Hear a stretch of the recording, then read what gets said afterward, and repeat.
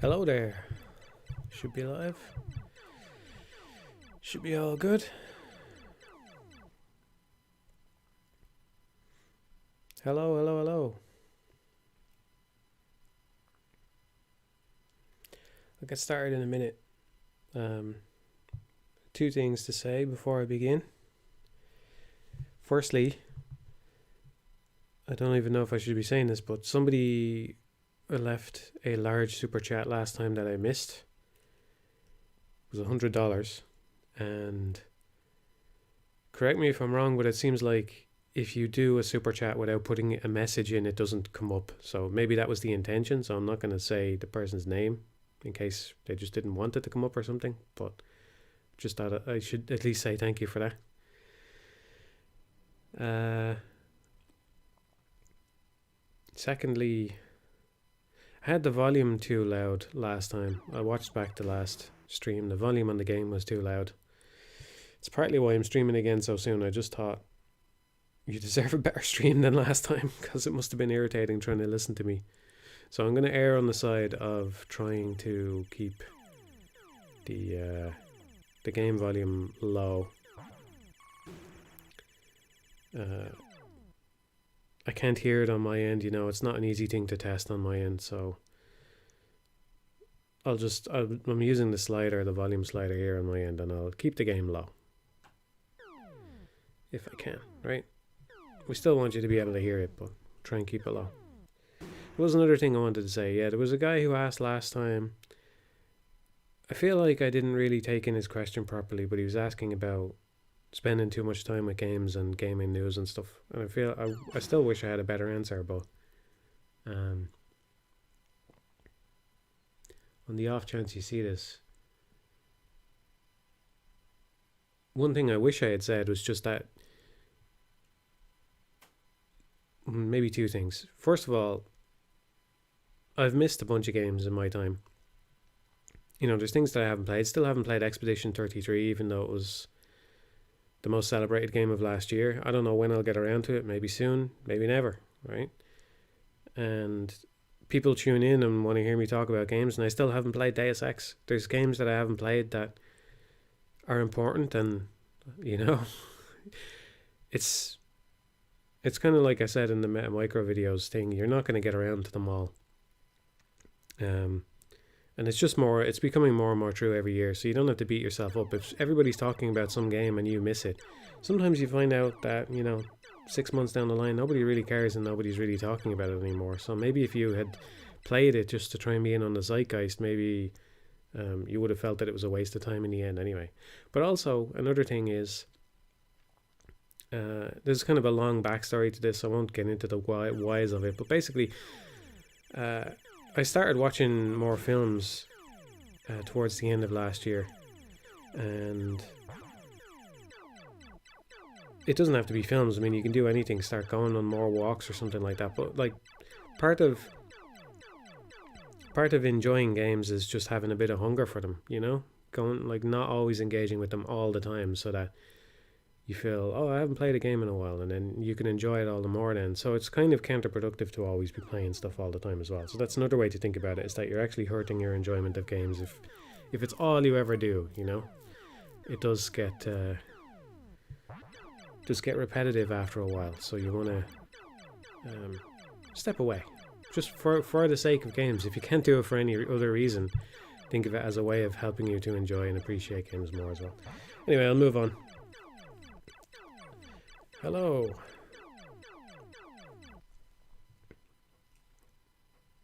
Welcome to the Fantasy Zone. I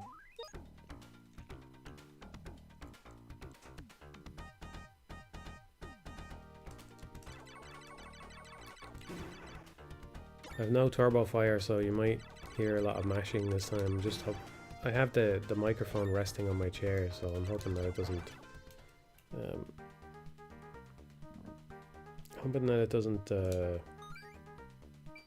I was worried for a second that the microphone was muted that whole time, because that's happened sometimes at the start of streams. Yeah, I'm hoping it doesn't shake the chair too much and cause some kind of annoying noise on the microphone or something, but we'll see how it goes. You can let me know if it does.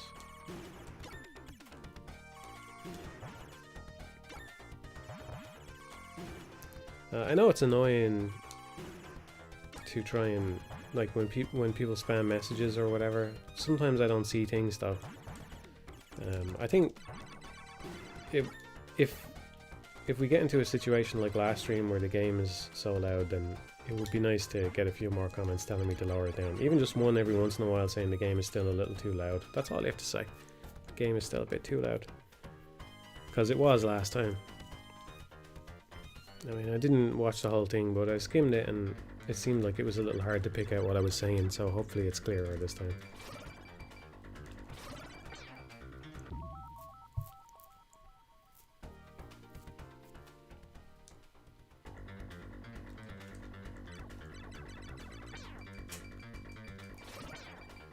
I gave some thoughts on Mugenics. I haven't played that much of it, so you know me, I don't like to talk too much about something while it's still ongoing. I do feel a little bit,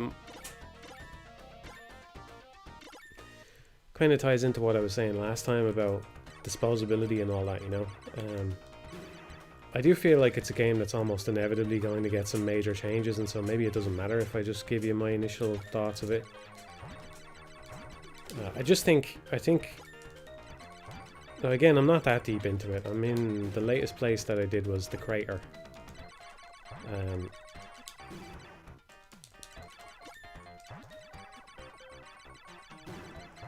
But there's a bunch of side quests and things that I haven't done and blah blah blah.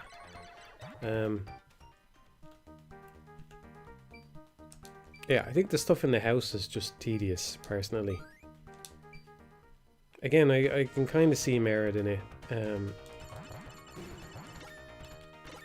Like I said, there's this aspect of preparedness that I think a lot of people are hungry for in games, and not enough games are kind of tapping into that. So it's not like I disagree with what they're going for, but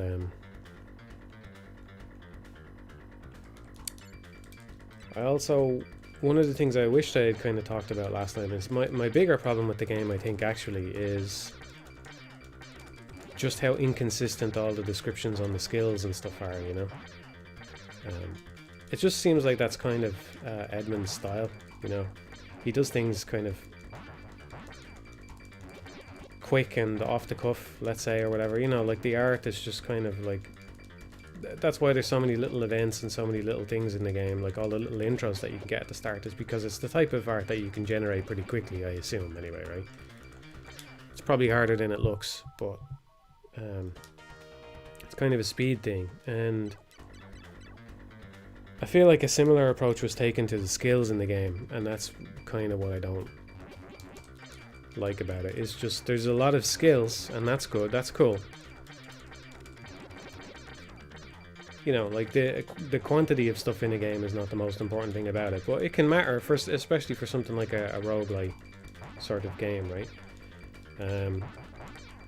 But it just really bothers me how inconsistent all the skill descriptions are and stuff. Like, sometimes a skill says, you can see that they were kind of thinking about it, you know, like a skill would say attack adjacent enemies, but then you'll pick up a skill and it doesn't have the word adjacent in it, and it turns out that it's just an adjacent thing.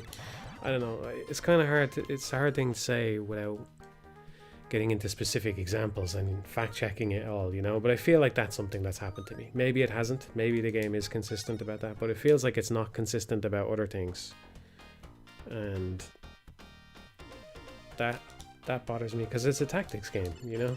You should be able to know these things. There should just be a range indicator on every skill. It shouldn't be something where the skill has to say within 4 range or adjacent or whatever. There should just be a separate part of the UI attached to every skill that shows the range of it, you know. How you do that, I'm not entirely sure, but you can imagine a small little grid next to each skill or whatever, or just even a number of some kind, you know. And then there's other inconsistencies as well, that just, you get a skill and there's also inconsistencies with the enemies. The one that really pissed me off the most, I didn't lose a run to this, but it actually pissed me off maybe more than anything else that I've come across so far, and there is some bullshit that pops up on some of the boss fights and stuff. But one of the things that annoyed me is there's these, I think it's in the crater, I'm not sure what area it's in. there's these enemies with rocks for heads, and they have something like 0 health and 12 block or something, and then you hit them and then the rock falls off their head and it just seems like they get 12 health out of nowhere. It's like knocking the rock off their head puts them into a second phase, but there's nothing in the description about that says that. And yeah, you can learn it, but do you want to have to remember all the nuances of all these things every single time you go through the game, you know? And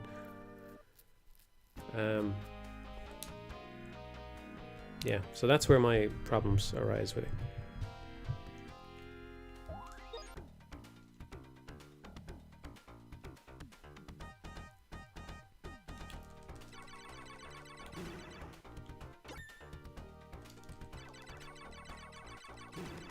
I think my counterpoint would be I'm not a big fan of Slay the Spire or anything, but I've played a fair amount of it.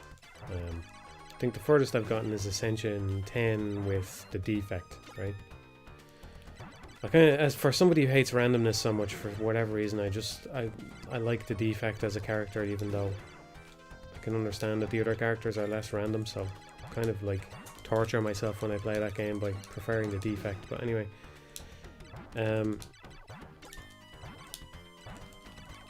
yeah, if you compare it with Slay the Spire is extremely consistent with all of the descriptions, you know, and it builds up this little vocabulary so that all they need to slap onto a card is just the word exhaust, and that conveys a bunch of information to you that you understand if you've played the game even just a little bit. I feel like Mugenics is kind of lacking on that front, you know. It's a very fixable problem as well for Mugenics. That's the thing about it, is I feel like the problems with the game are mostly quite surface level so far. It's not that breeding the cats is a bad thing unto itself. It just takes way too much time and is unenjoyable because of the UI and stuff. So there's things like that are just, I would say most of my complaints about are surface level, you know.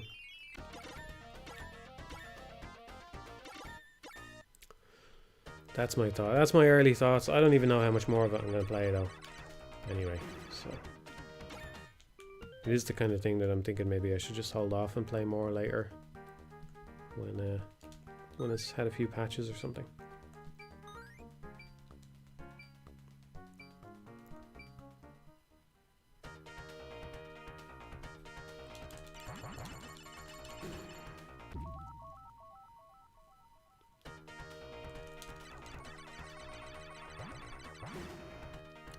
Yeah, exactly. I mean, this is probably early days for Mugenics, especially because it's done so well.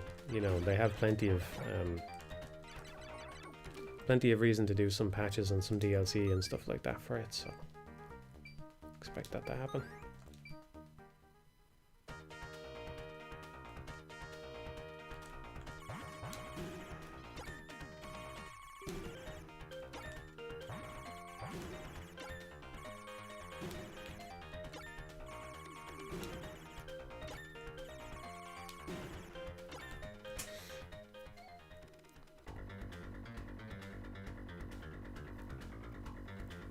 Did I actually play Fantasy Zone on a prior stream? I was wondering if I did or not. Okay. I might have been playing the Mega Drive version on a prior stream. This is the arcade version.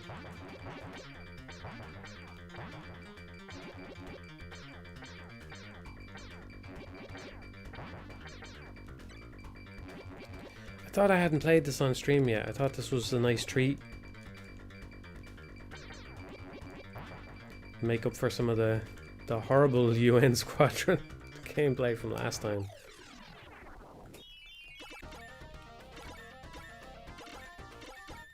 I think maybe this happened off stream.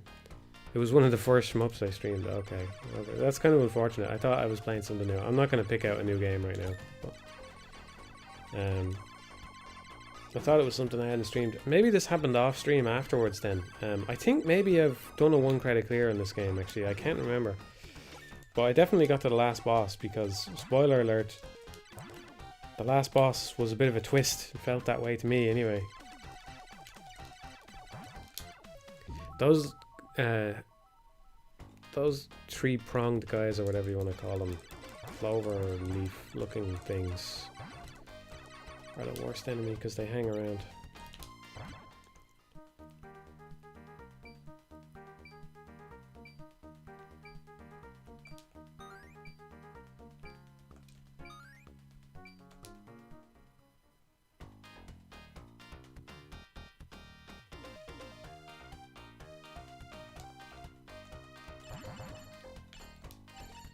Yeah, I played The Legend of Bumbo as well. I've played like most of Edmund's game. Well, maybe not most of them, he's made a lot, but I played Time Fuck all the way back when it came out, you know. Played a fair amount of Isaac as well. I don't know, it's not surprising that I'd have some problems with Mugenics because it's not exactly my style, you know. But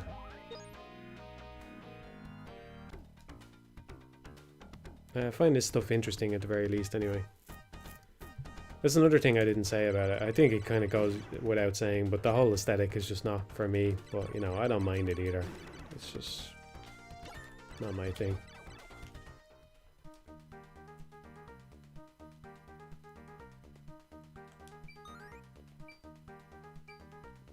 Have any specific hopes for Okami 2? I do. Yeah. I talked about them a little bit on the Q&A on the Patreon. It's one of the first questions that you'll see. It's the last question that I answered, I think. What I was saying there was just that I think a lot of game sequels are not really sequels in the sense that they always set you back to zero and they assume that you're an idiot and that you didn't play the first game. Even though other types of sequels like films and books don't operate that way. They assume that you watched the prior one, you know. So I think it would be nice if games did the same thing more, and that's one of my hopes for Okami 2. I have other hopes as well. I kind of don't want to get into it though, but I have hopes about where the story is going. I think I know where the story is going, but I've never seen anybody talk about it, which makes me think maybe I shouldn't because maybe it's kind of a spoiler. But I think to me it's fairly obvious what the story of Okami 2 is going to be about. Does anybody else feel the same way about this? But I would like to be right about that, you know. Maybe there's also the possibility that Cameo has changed his mind since he made the first one as to what the sequel should be, you know. But I feel like I replayed the first one not that long ago, and I just felt I know what the sequel to this is going to be about.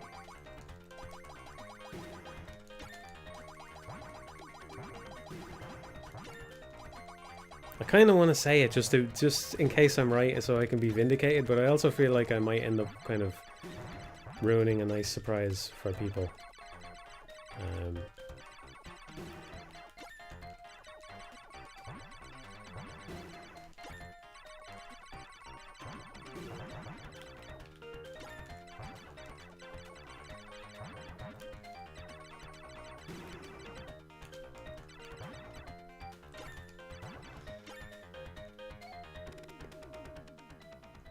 Yeah, I played Draenus, I enjoyed it. I didn't do the second loop.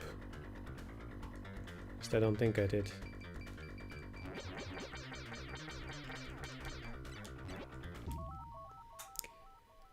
No, I don't think teaching or lecturing is for me. I don't know. I just show up and if I just make about 20 theory videos, I just show up and put on the next theory video and walk out of the room. That's my curriculum.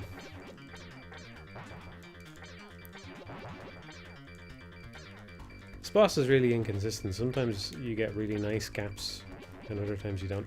This is my least favorite boss from what I remember anyway, because it's just so luck based whether or not you can actually hit his weak points. I don't think anyone could really consistently fire through those gaps there. I don't know, maybe there's something I'm missing about this. I keep trying to shoot at different places hoping for a better hit rate and I've never noticed a difference. So I don't know. You really want to have a speed upgrade for when you kill the boss as well, otherwise you lose a lot of money.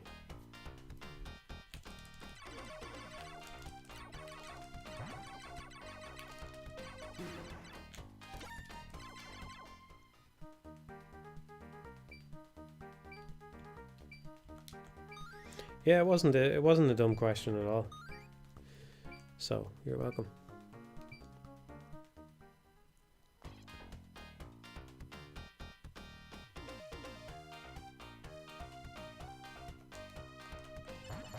I think most people who love Bayonetta would agree that the boss fights are not a high point on it. So I wouldn't worry too much if you don't enjoy the bosses as much as the rest of the game. They're the kind of things, though, that, you know, you get used to them after a while, and maybe some of their quirks bother you less over time.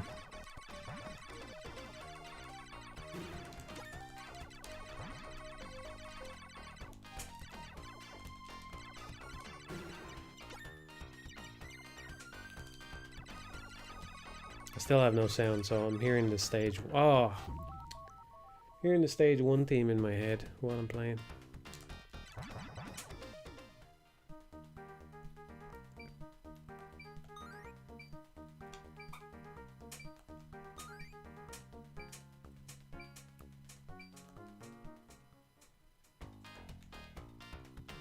Yeah, I should buy some extra ships here, not wrong. Alright, if I get to the shop again, I'll buy another ship.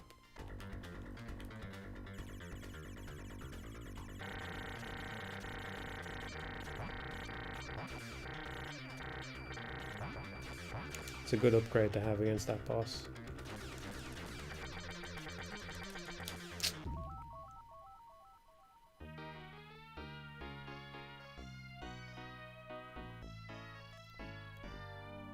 That's great, Nareg. Glad you're enjoying it.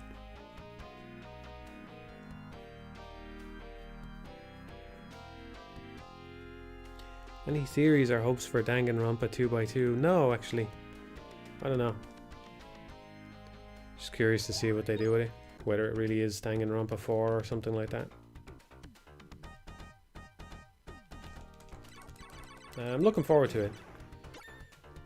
I think Kodaka's not writing it, right? So my hopes are a little bit tempered, but then again, it's not like I loved 100 Line or the other one, Raincode, Master Detectives Archives, Raincode, or whatever the fuck the name for that game was. I played both of them. I don't know. 100 Line had higher highs, I suppose, but they were not that frequent. Raincode wasn't exactly bad. It just wasn't. I don't know. It wasn't anything special, you know. But I do like him as a creator. I feel like he's willing to do things that are a bit messed up and interesting and stuff. So I look forward to seeing what he does. And so the fact that he's not really, I think he's advising on Danganronpa 2x2. So you know, maybe there's something there. But who knows? Like, yeah, if you're making a sequel or a follow-up to Danganronpa, it's in the spirit of the series to do something a little bit crazy. So whoever takes it over should be willing to do that. Yeah, Raincode is less bad than 100 Line, you know, to use the old parlance. Let's get a ship.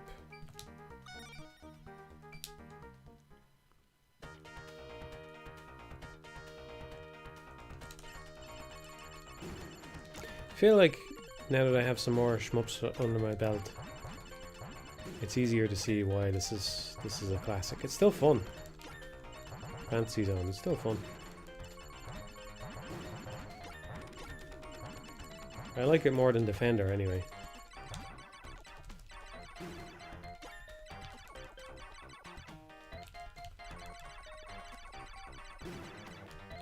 I never really stopped to analyze exactly how it works, but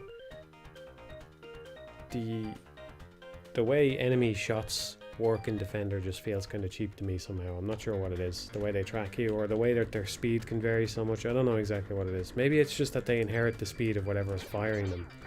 So maybe I'm being a little bit unfair, but something about it just feels... it always catches me off guard. I don't know.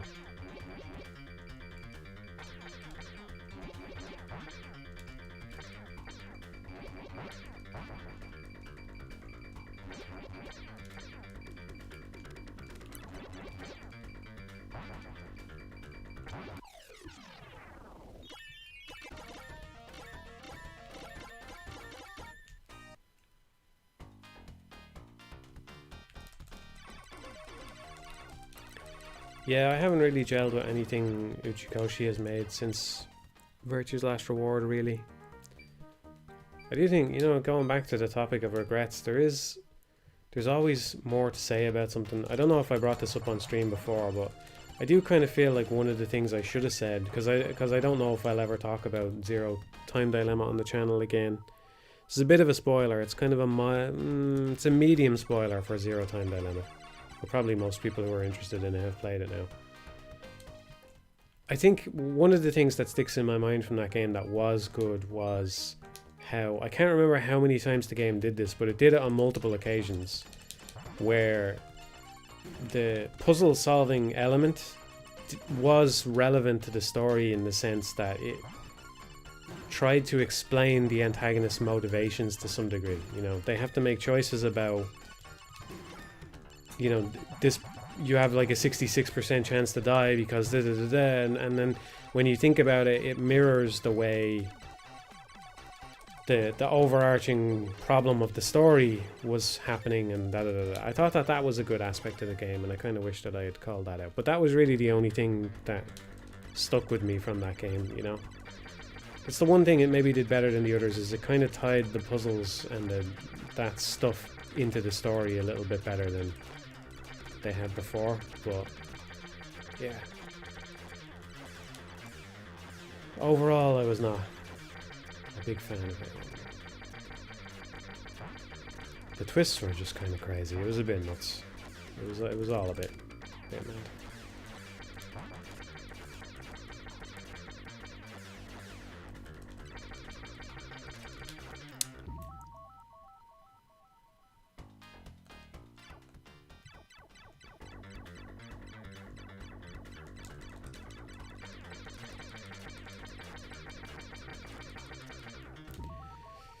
Any extended thoughts on the direction of modern RE games since RE9 is right around the corner? I've played 7 and 8. I've played them.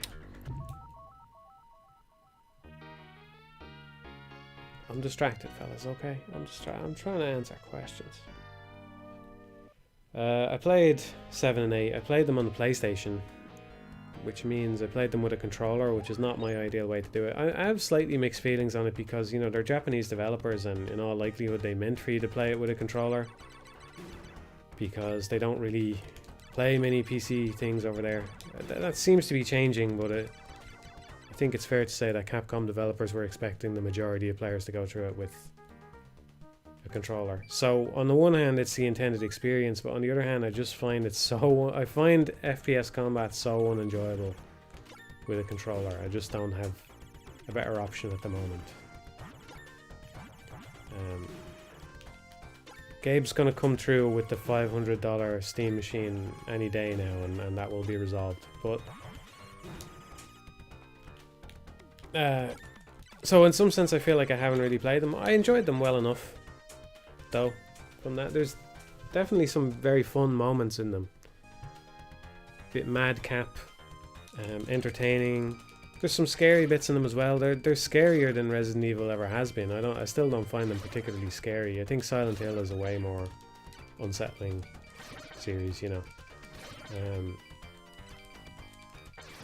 But there's some parts in them that are scarier than Resident Evil probably ever has been, you know. So that's good. I like the variety in them as well. You know, 8 had a lot of variety in it. It was kind of, yeah, it was way more varied than I expected. The way that it seemed to change every time you went to a new area. The type of game you were playing seemed to change ever so subtly. Or maybe not that subtly, but you know, it changed a good bit every time you were in a new area, and I thought that was cool. And there's definitely a lot of effort in them. They're very high budget, and I don't know, they're succeeding. I can't say that I really love them, but you know, I was never the biggest Resident Evil fan in the first place anyway. I did play them a lot when I was a kid, but it's not a special series to me or anything, and I feel like those new games are not. They haven't changed my mind about that, you know?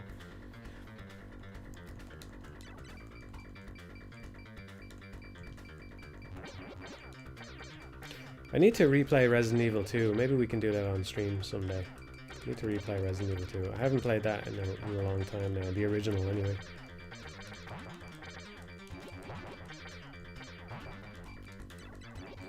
We were talking last time about Street Fighter, right? So, Okami came up earlier, and somebody was kind of critical of it, you know, and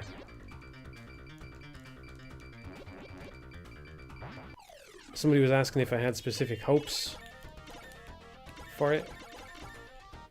And I've said before, I think it's probably like the least exciting thing that Cameo could have announced for me personally is Okami 2. It's just not really what I wanted them on. Now, that's fine though, you know.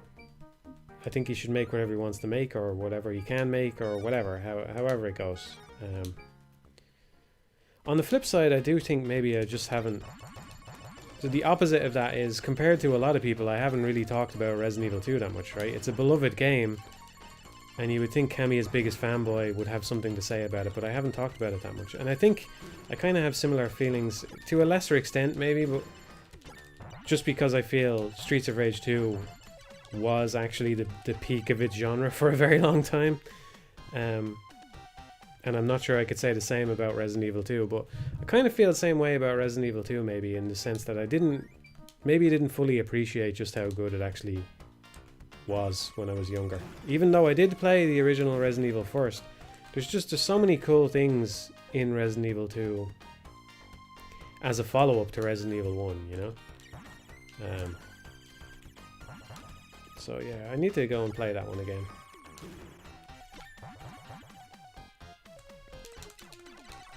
Those Cameo commentaries are pretty much dead in the water right now. I wish they weren't, but they just take so much effort to make, and I'm just not in a position to chip away at one right now. But it would be nice, ideally. Like, people kind of wonder what I would do if I got to Okami. I think what I would do is I would just have an Okami retrospective, you know? And that could sit in the middle of the commentaries. It might even be a nice pace breaker if it was just half an hour long or something like that. But it would have been nice to do one for Resident Evil 2 as well. You can always go back and do it at some point, if I get that far. I would rather work on Bayonetta first though.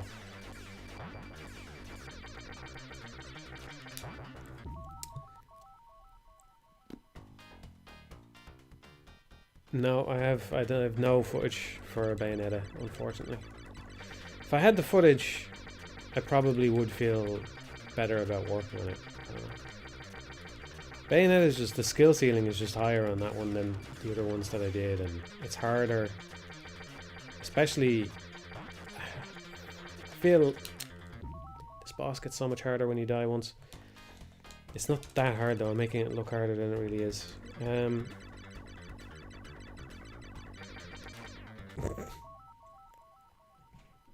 What was I gonna say? Yeah, I mean, this is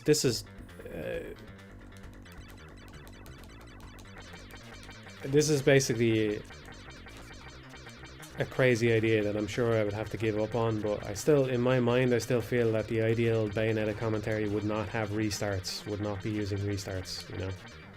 And I don't even know if anybody has actually pure platinumed the game that way at all, so probably somebody has, but it's a very tall order, you know.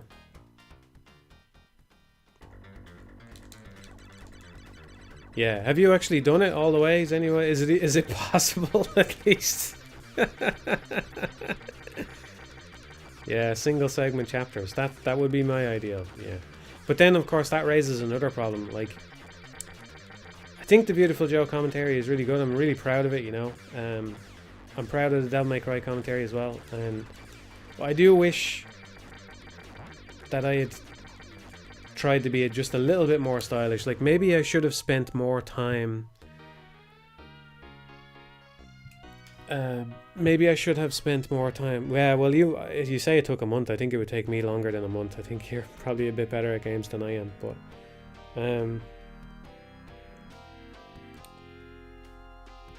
maybe I should have spent more time getting comfortable with Devil May Cry and Beautiful Joe, just to try and weave in a little bit more style into those videos, you know. But with Beautiful Joe especially, it's tough. Beautiful Joe has very tight time requirements as well as combo requirements, so you kind of, when you're going for a rank, you kind of don't want to fuck around too much.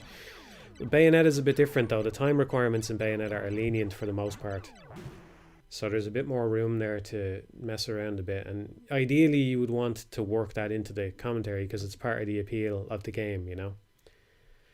And then also, for a good viewing experience, you don't want to swap equipment too much. There's just a lot to try and keep in mind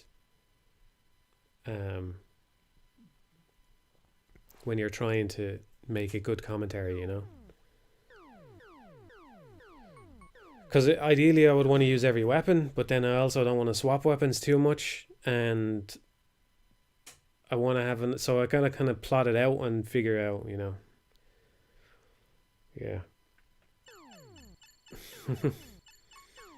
Inspired to do a DMD no damage run.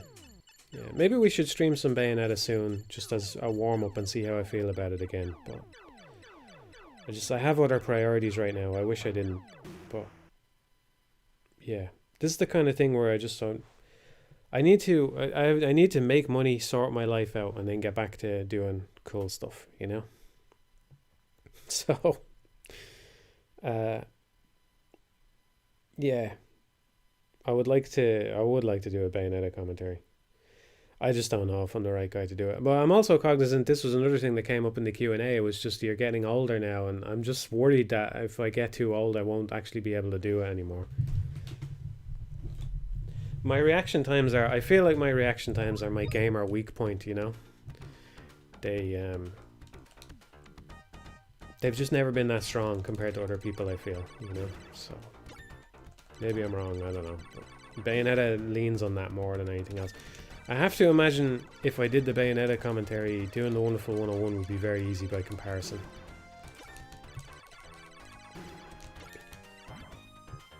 So if I got past the Bayonetta commentary, the Wonderful 101 one would be a lot more likely to happen then.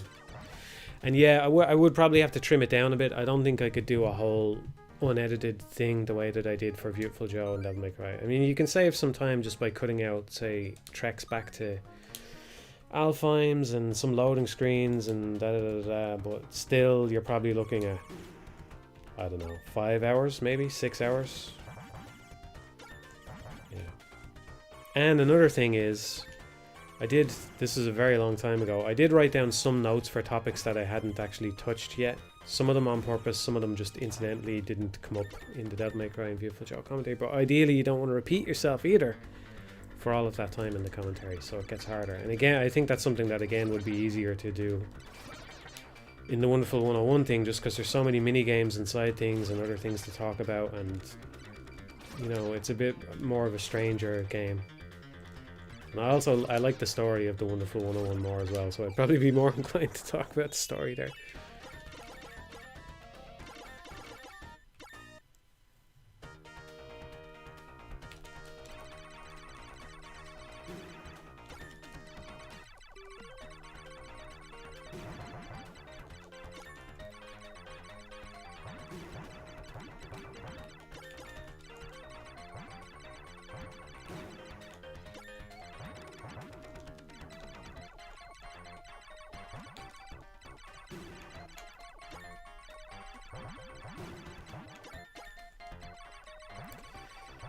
I'm not sure what else to talk about, so I was writing a quick say on this topic, right? Part of the reason why I wanted to do the Q&A was just to try and get me back into the habit of writing again. You know, I've been doing some writing. Who knows if it'll see the light of day, but that's another reason why I want to do a quick say. I just thought it would be a good warm-up, you know, to try and get back into writing and all that.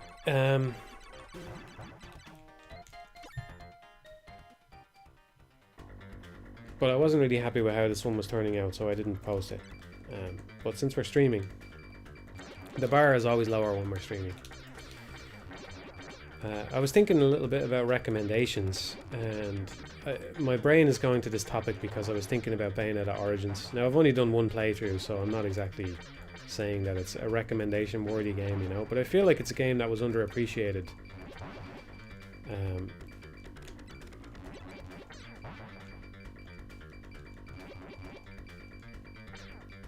But then, you know, my mind immediately pushes back on that because it's a Bayonetta game. So, like, how could you even justify making a recommendation video for something that's Bayonetta? You know what I mean?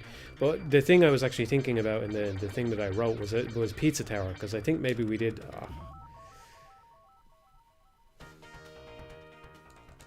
I need to make more videos because I want to. Yeah. Yeah. Anyway.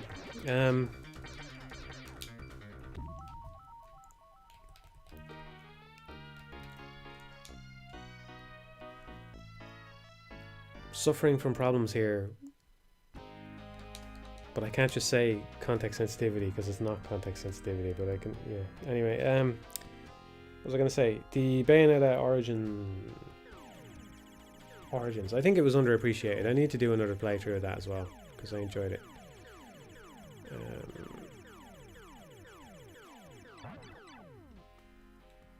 What was I going to say? Hopefully the music here is not too irritating or anything. I'm just going to talk for a minute. Yeah, I said, yeah, exactly. Sorry. Yeah, it came up on a prior stream and I said Pizza Tower is already well known enough. But I don't know. This is the thing that happened. I was writing the quick say and my thoughts started changing on it a little bit because I was thinking about how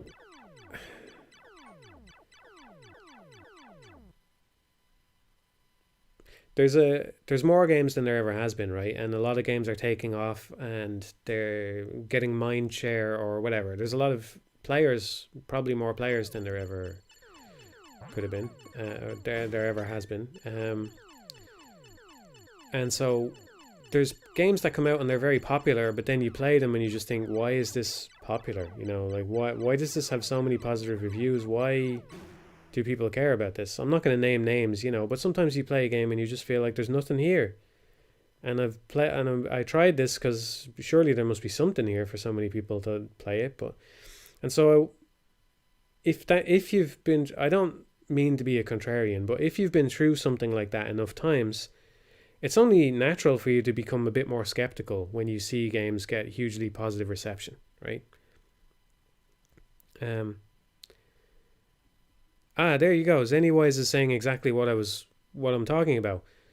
If it's worth anything, I was well aware of how popular Pizza Tower was, but didn't bother trying it until you recommended it, and I loved it. That's exactly what I've been wondering about, is Pizza Tower is very popular, but maybe there's some number of people who see that and think, oh, well, it can't be a good game then, or like, that doesn't mean anything, you know?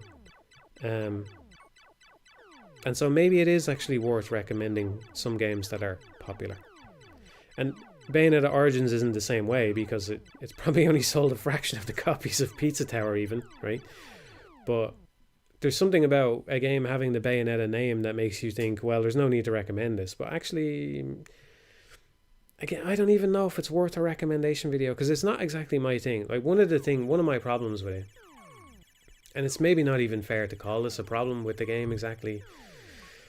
There's another thing came up in the Q&A was somebody was saying that I approach games in this method. I'm going to prove that I don't think of myself in these terms because I can't even remember the term that was used to describe me. But I approach games in this way that's more holistic, let's say, where I want games to take advantage of what they are as games, right? And I'm not gonna spoil the story of Bayonetta Origins, but if even when you start playing it, you can't help but feel, you know, here is a child with a giant creature, and hey, maybe that reminds me a little bit of The Last Guardian. And one of the ways The Last Guardian is really good is because it's mostly a game that you play, and the bond that you maybe build up with your character happens while you play the game, right? And it's not this thing that happens through cutscenes and stuff like that, which is not exactly true of Bayonetta Origins, right? And that doesn't mean that Bayonetta Origins is totally ineffectual. I actually think the story was way better than I expected it to be, right? It's not high art or anything like that, but for a game story, it's actually pretty good. It's just, I forget what I was saying. Yeah, so there's ways in which I think that it's not all that great, is what I'm getting at. But at the same time, I feel it's been underappreciated a little bit, you know? People that enjoy Matthew Matosis may enjoy Pizza Tower, yeah. Pizza Tower was so hugely popular, The thing, part of the problem is, right?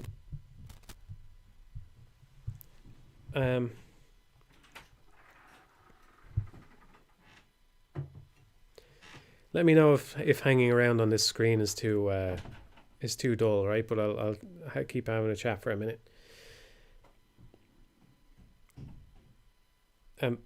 Popular games can be good, and all right, this is a good time to remind everybody. This is something I wrote in my quick say. That's why it's coming to mind. This is a good time to remind everybody. The Legend of Zelda is probably my favorite game series. Okay, I love Super Metroid. I love Resident Evil 4.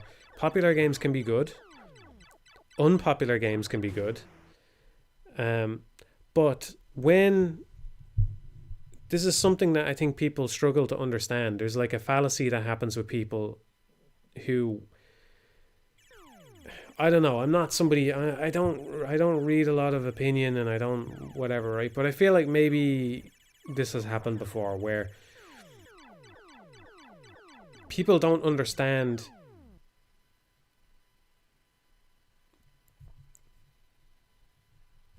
when a game is popular. When a game is popular and good, right? When a game is popular and good,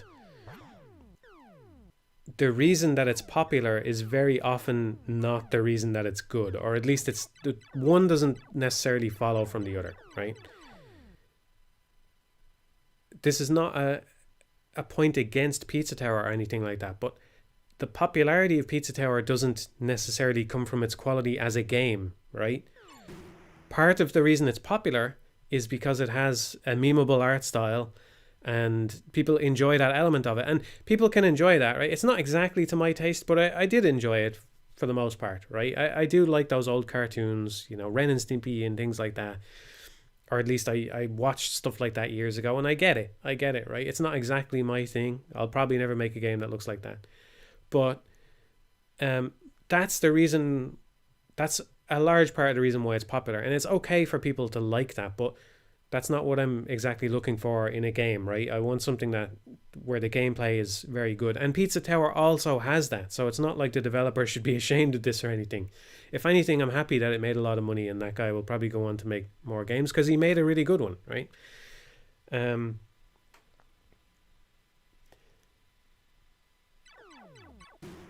But yeah, don't allow yourself to be confused. If you like a game that's good and it's popular, don't allow yourself to be confused into thinking that it's popular because it's good. Because I think that is that's not necessarily true, to put it mildly, right? That's all I'm saying. Yeah, a lot of popularity comes from aesthetic or characters in general. That's what brands are built on. Yeah, I think I agree. I mean, a good main character is important to me. I'm glad so many people seem to like the guy that we revealed for Mushido, because a good main character is important to me as well, I'm less drawn to games that have character creators, for example. I think I'm an outlier in that regard, because that seems to be the trend. That seems to be what's more popular these days. But I like when a game has a good character. Even Oppa there is kind of a good character design. Look at him with his little legs and his wings and stuff. It's fun.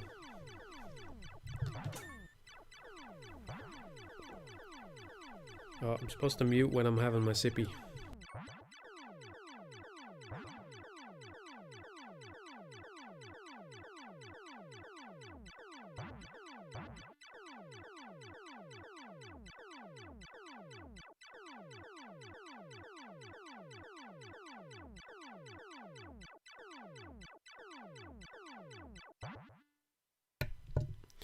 Maybe. I think Aced Pace, you're taking it a little bit further than I did a second ago.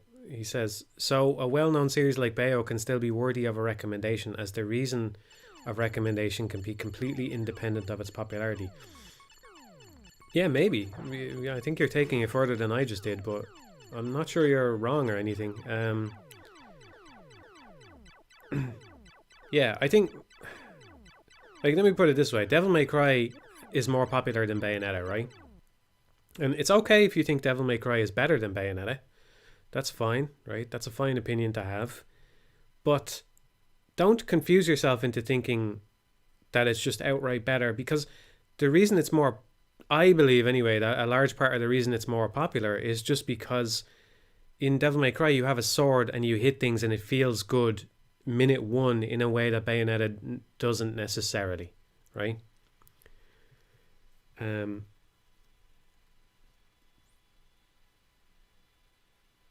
Yeah.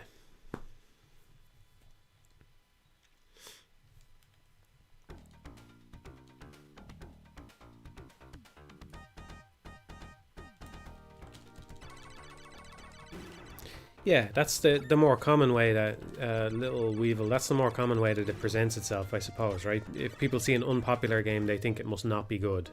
But the other way of thinking can also happen. If you see a popular game, you might think it's not good, right? If you get burned out on too many popular games, which can happen, you know?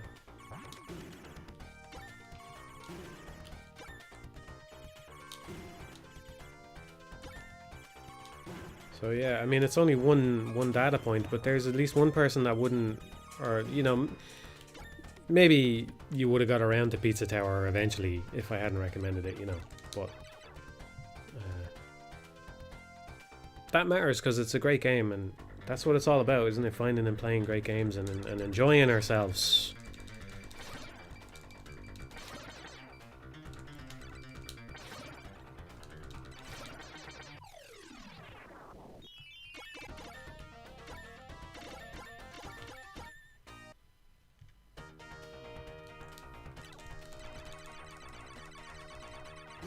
Yeah, Bayonetta 3 was a platform exclusive. That's true as well, yeah.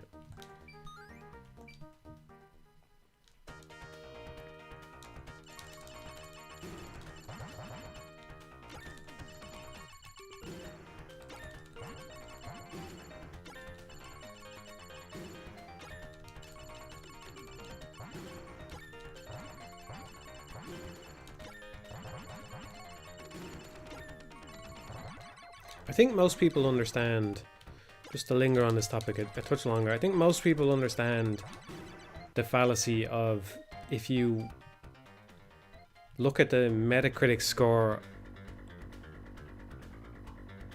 like, you can't pick and choose when a Metacritic score counts, right?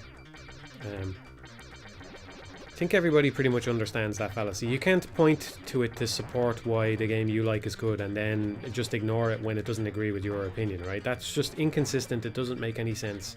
People understand that, but I think this popularity delusion is a little bit more persistent. It's a little bit more subtle. People don't really necessarily realize as easily that they're falling into that trap, you know?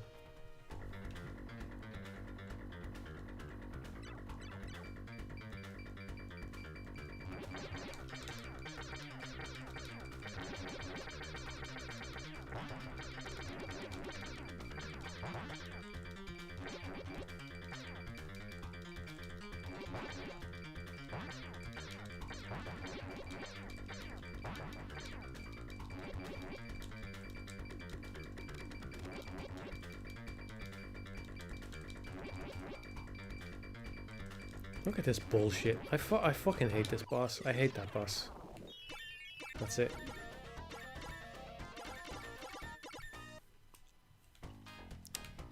That's my final decision on that boss. I fucking hate that boss. It's too random. Next theory video is called Stochastic Bullshit or something like that.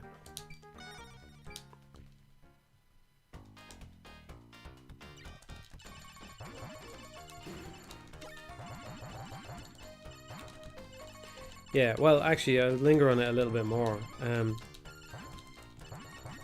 It's not, if you do feel yourself out of step with the consensus enough times, like I said, it's not entirely irrational for you to... It's not like, if you decide you're not going to play Pizza Tower because there's probably nothing there, it just looks like a meme game, you know, because it's got... blah blah blah, you know, it's done so well and it's got this memeable art style and that's probably all there is to it. It's not entirely irrational to be that way, because you're not, it's not exactly as though, if you're being sane about this, you're not saying Pizza Tower shit, by the way, I didn't play it, right? You're just saying you just have to make a determination about where you're going to spend your time and money. Everybody has to do that. And you have to allow your instinct to lead you towards more desirable outcomes, you know? That's just a normal thing to do.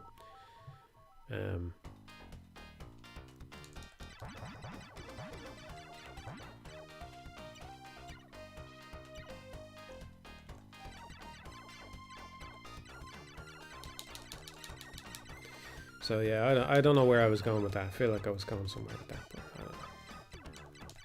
You get what I'm saying. You all get what I'm saying.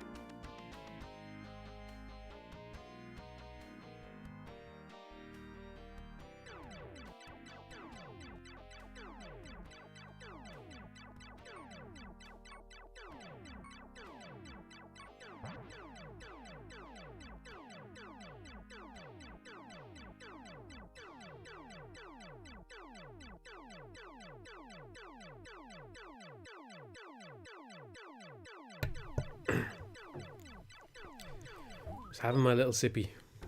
I mute the microphone to have my sippy.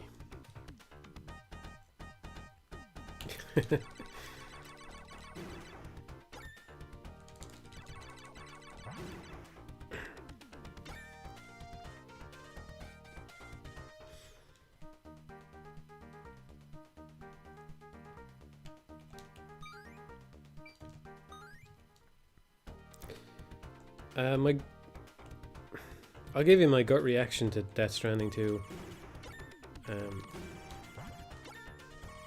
Who knows? Maybe I'll do a review for it. It would probably be second on my list after Tears of the Kingdom, but even that Tears of the Kingdom review is unlikely enough that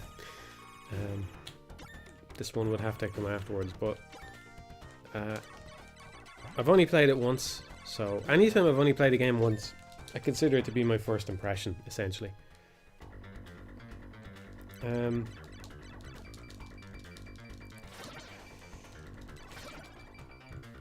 I'm not sure why it was made, other than just to make a sequel to a successful game, because it didn't feel like it had anything to say or anything like that in it, you know?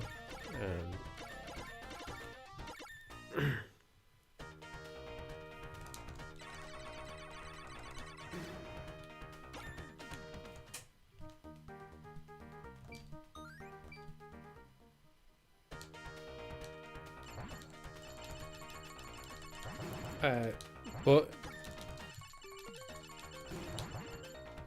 going beyond thematically, I think also in terms of gameplay, there just wasn't really anything there, you know? Like, it didn't do anything new compared to the first game. It felt like a retread of the first game, with even more conveniences and stuff, when actually what I wanted was more obstacles. Or better driving would have made a difference as well. Something where the driving actually mattered in the way that it does when you're walking. I don't know. I feel like it's another one of those instances where I did my review and then basically, you know, nothing that I said was addressed. So it is what it is.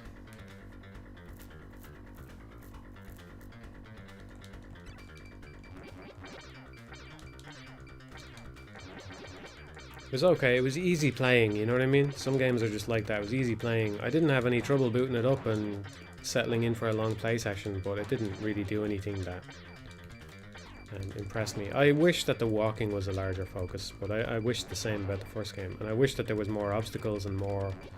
Kind of like what I was saying about Mugenics earlier, there is this desire for the planning element to somehow matter in games, right? And it's not coming together a lot of the time in them, is partly because developers just aren't going far enough with it. Not talking about Mugenics there. I think Mugenics is fine. Like, it's difficult enough that you're incentivized to make good cats and stuff. That's not what I'm talking about. But with Death Stranding, I just wish there was more reason for me to care, more stuff that you do on foot, and I don't get it. I don't get why it was made. I think especially because Kojima is presumably in a better place, right? Presumably he can get other games made now at this point. I mean, he was pretty much always complaining about being stuck on Metal Gear, or saying, maybe complaining is the wrong word, but saying that it was time to hand it over to other people. He's been saying that for a very, very long time. Since MGS2, I think he was saying that. And you would hope then that if he comes out with Death Stranding 2 in this day and age, then it means that there's a reason for it to exist, but I didn't really get that impression from it. I don't know what it was trying to say compared to the first game. Maybe it would click with me on a subsequent... Yeah. Subsequent viewing. I just said subsequent viewing. I was not trying to be cheeky, man. That one just came out. Make of that what you will.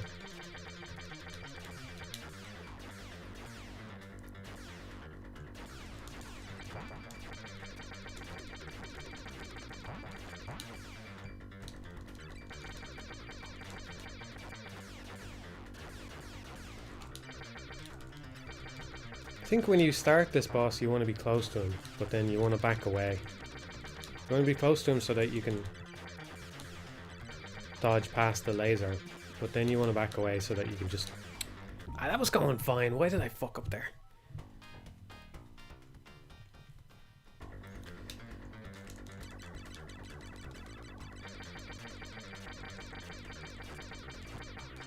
I think, well, I'll give you another thought about it. Might as well keep going since I'm already at it. I don't think I've ever really gone all in on giving my thoughts on a game on stream and then reviewed it. Maybe that would be kind of interesting in its own way. Who knows?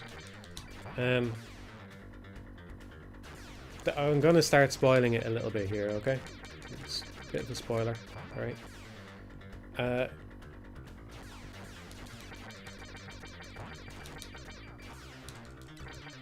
One of the things that cropped up a lot in it, right? There's the hat that he puts on, says, "Why me?" I was thinking just about that after the last stream. I was thinking about Death Stranding 1, and I was thinking about the ways in which maybe I should have expounded a bit more on some of the thematic and sort of metaphorical ideas in it, because people take it very literally, and I do think there's a way in which Kojima kind of means it in a literal sense, because there's something interesting. Like, one of the things I found interesting about it, which I did call out, was this idea of there's an afterlife, and then all of a sudden we know that, so we start trying to treat it scientifically and understand it in that kind of way, right? There's something interesting about that. I think that's a cool concept. Maybe you could say that, you know, Kiefer Sutherland comes into play again because it's kind of like inspired by Flatliners, maybe, you know? But whatever, I don't think Flatliners was quite the same thing, and from what I remember anyway. It's been many years since I watched it, and I'm not sure I can name any other story that's quite the same in that way. So I found that interesting, right? There's a kind of metaphorical element to it as well, though, which is this idea of people of... one way to think about it is, right, if I understand the mechanics of the Death Stranding world properly, it's that loners are a risk factor, right? If you're living in a city and there's a loner, there's this chance that because the loner's... in Death Stranding, the way it happens is the loner's corpse won't be discovered, right? And then the loner blows up, right? That's... I don't think... after having phrased it that way, maybe I don't need to explain the metaphor, right? There's something about that reflects the way society is, where if people get so detached, they can just blow up, and it causes a problem for everyone else, right? It can be very destructive when that happens. So there's something to it on a metaphorical level there that maybe I should have talked about, and appreciated more when I was doing the review. I kind of took it for granted that people understood this about the game, but maybe I should have said it out loud, you know? Maybe I take too many things for granted sometimes in that way. So I'm trying to think, what's the sort of metaphorical way of interpreting the second game? Like, does it have anything that wasn't in the first game, right? The first thing that jumps out to me is, I think it's hinted at in a couple of ways, is... Well, to skip to the end, I think the idea of this one was about hardship in some way, right? At the very start, Sam is wearing the Why Me hat. Or somewhere near the start. He's got a hat that says Why Me, and you get the impression this is supposed to be some kind of iconic visual from this game, this Why Me thing, right? Also, there's the most common way it shows up is the Raindrops Falling on My Head song plays over and over throughout the game, right? That wasn't in the first game. And again, you could say maybe they just couldn't get the license, but it feels like it's something that's thematically appropriate here. And in a sense, Sam also goes, well, yeah, it's pretty fair to say Sam himself as a character goes through more hardship in the second game than he does in the first game, right? I suppose that's fair. Yeah, that's another thing that's confusing, is the question that they put forth in the marketing materials and stuff is, should we have connected? But I don't really get that as the theme in the game from playing it. I don't really understand where that comes from in the game. I don't really see it in the game itself. I think the thing that stood out to me in the game more was the idea of hardship, the idea of raindrops keep falling on my head, right? But that doesn't mean my eyes will soon be turning red. Da da da da da. So there's a sense of Sam as somebody who's just going through the ringer over and over again, and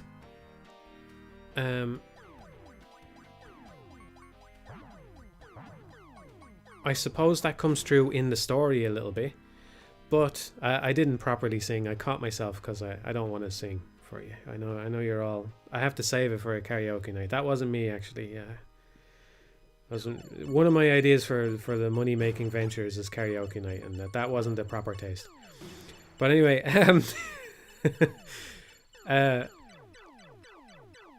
my problem is, where does that come true in the gameplay, right? Because the gameplay of the second game is actually easier than the first one. So if there is supposed to be this idea of hardship, it just doesn't show through at all in any way, shape or form, as far as I'm concerned, you know?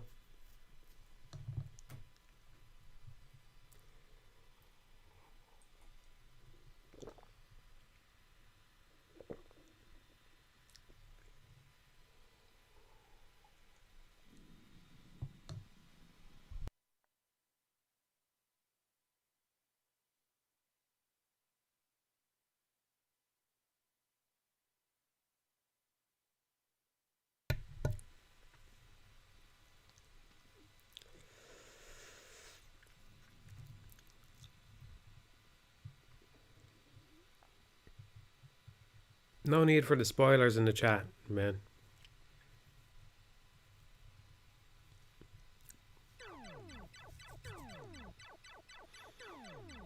Anyway, yeah. It didn't come true for me, this idea of hardship. It didn't come true in the gameplay. Just in the story. That's okay. No, I appreciate that you redacted it. That's fine. Yeah, it didn't come true for me in the gameplay, and so that left me wondering, like, am I just imagining this hardship theme? I don't know, because the game was easier than the first one for the most part. Anyway, I suppose they kind of push things a bit further than the first game, but they also give you way more tools, and it's just, I don't know.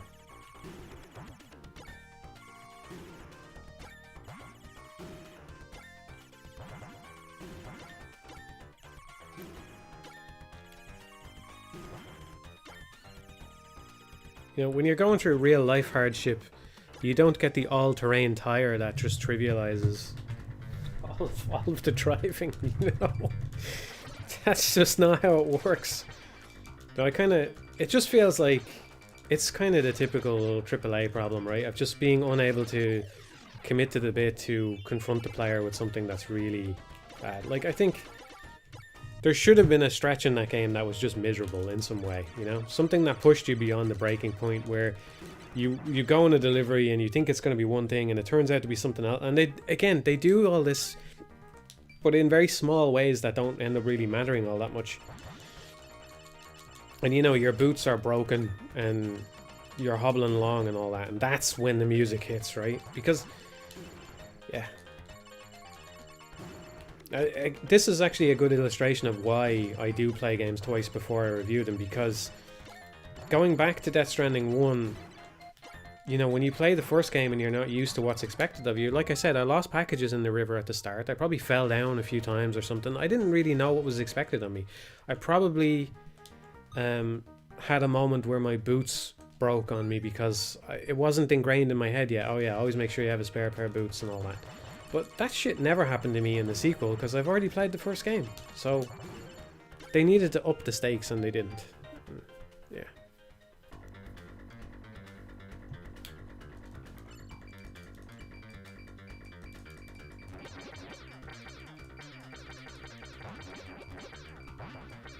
I thought the laser weapon would be good on this boss, but I don't think it is.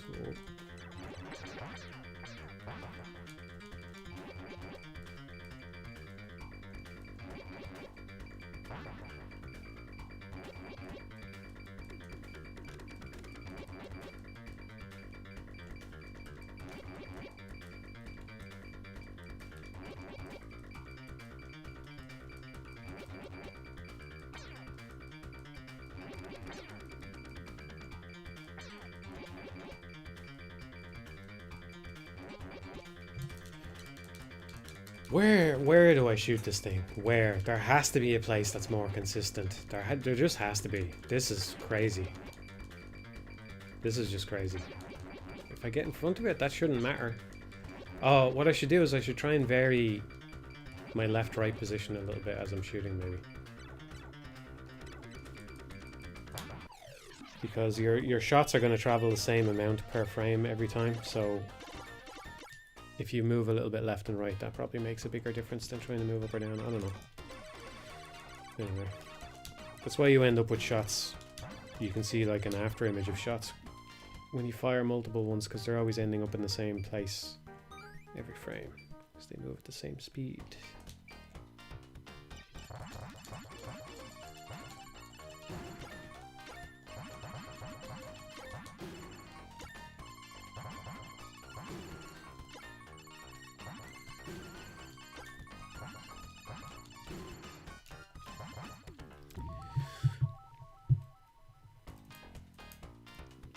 No, I leave space. Yeah, I leave space between plays. It depends on the game, actually. Some games you get the impression that they are made for more immediate replay, so I'm fine replaying those straight away. But this is a major reason why I didn't review Breath of the Wild when people wanted me to. Because it's just clearly not the type of game that you are meant to immediately... I didn't 100% it, obviously. I don't recommend anybody does. If you count the Koroks as 100%, you know. But I didn't even get 100% of the shrines until I went back for my review. I got the vast majority of them, but not all of them. So if you do a very thorough playthrough, or a reasonably thorough playthrough, you're not meant to boot that game back up and do all that again. That's just clearly not what they intended for people to do. So that's one reason why I didn't review it. I felt like I should give it probably a year before going back to it. Anything less than that felt a little bit unfair to me. I understand if you're doing commercial reviews that you can't do that. But that's not what I'm doing. I'm not saying nobody should ever make commercial reviews or anything like that, but that's not what I do, so.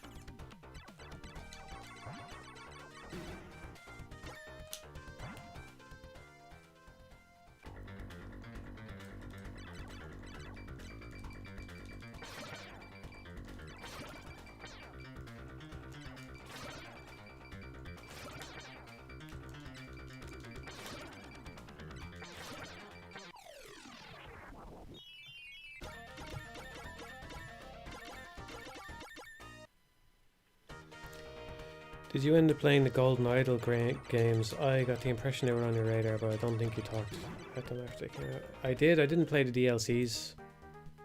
I played them. I enjoyed them. I'm not itching to recommend them to anybody, but if you enjoyed Obra Dinn, there's a decent chance you'll enjoy them. I do. You've actually reminded me, though, of a point. This is something I forgot to say about Blue Prince, even though I've talked about it a little bit. In my mind, it's one of the worst things. It's maybe the worst thing about Blue Prince. And it's something that does kind of bother me about those Golden Idol games in a way. And I feel like it didn't really bother me for Obra Dinn because the presentation is different. Maybe if I went back and replayed Obra Dinn, it's been long enough now that maybe it would be enjoyable again.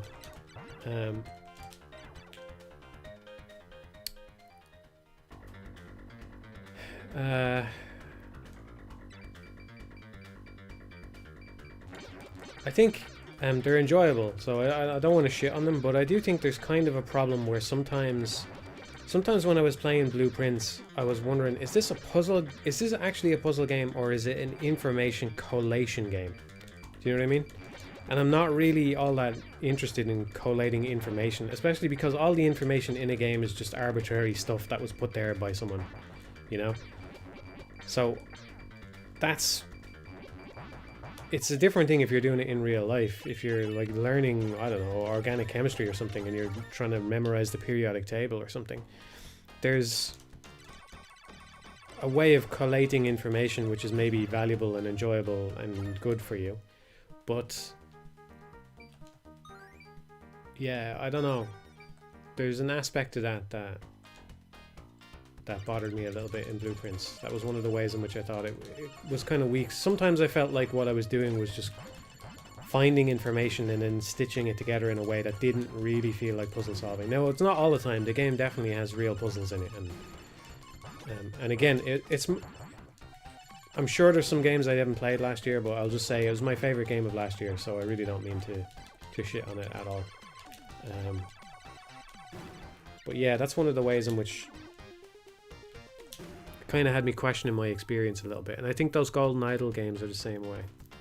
Yeah, I mean, I was excited to approach Blue Prince with a notebook. You know, when it says take notes, I'm like, oh yeah, I like games like this, you know.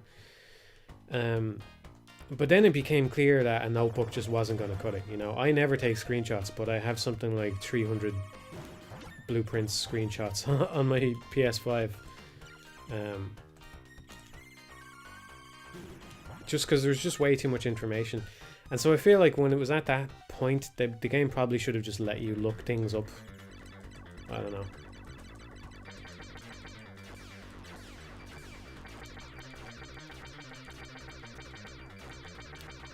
Like, would it have killed the game to, once you get a book, to just allow you to look at the book again? You know? When you do it in the library, maybe it should just be there from then on. I don't think that would have killed the game, you know?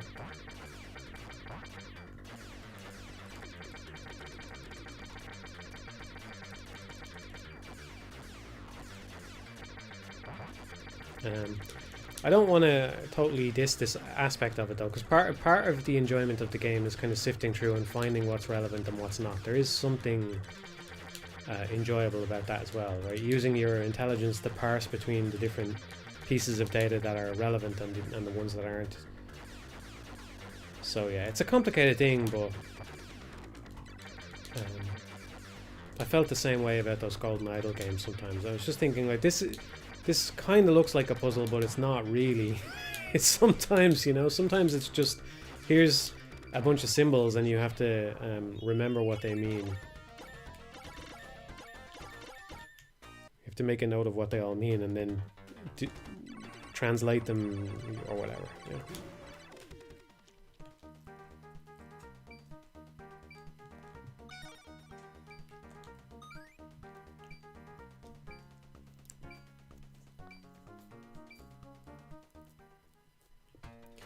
I think one of the things that helps Obra Dinn feel different, somebody said they felt the same way about Obra Dinn. I can see that as maybe a valid complaint about the game. I'm not going to dismiss you based on what I just said, but I think one thing that made it feel different is just the presentation. It feels more like being a real detective wandering around. in first person. It's probably something that helps Blueprints as well. You have to actually use your observational skills. There are things in that game that they don't... There's things in that game that don't grab your attention, but you have to pay attention to them anyway if you want to do it all without making any mistakes or whatever, you know? Whereas if I show you a document and there's just a load of symbols in the document and you have to figure out what the symbols mean or whatever, that's information collation because it's obvious that these things are all important. You just have to figure out, you just have to do the, I don't know, decryption or whatever way you want to call it. Do I want to spend money on this? I got through this boss okay last time, so we'll save our money for the next round.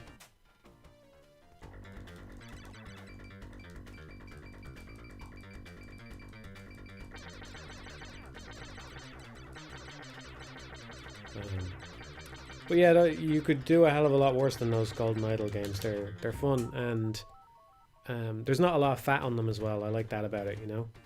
You just straight to the point. Vast majority of the time you're just playing the game, so yeah.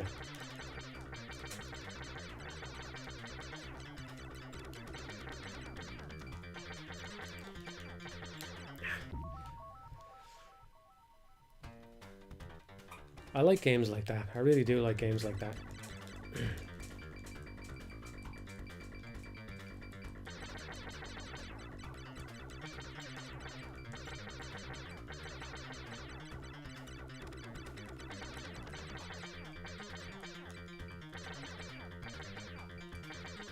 I played a little bit of Rift Wizard. I haven't really stuck with it right now. Maybe I'll go back and like delve into it properly, but that's one of the things I like about it, is that you start and you're just playing. Mussolina is the same way as well. You just turn it on and you're playing the game.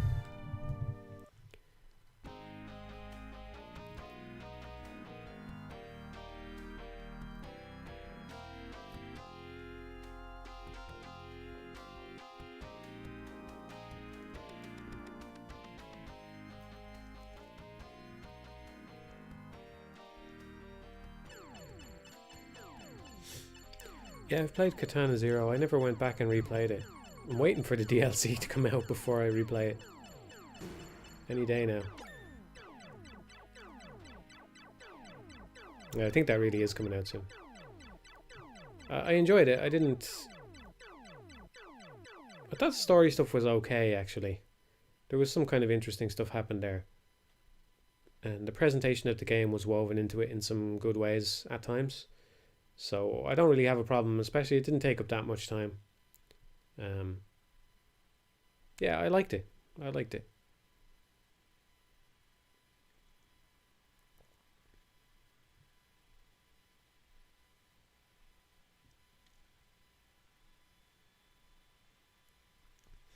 don't really use mods when I'm playing games now. I don't have a big problem with them, but I don't find them that appealing myself.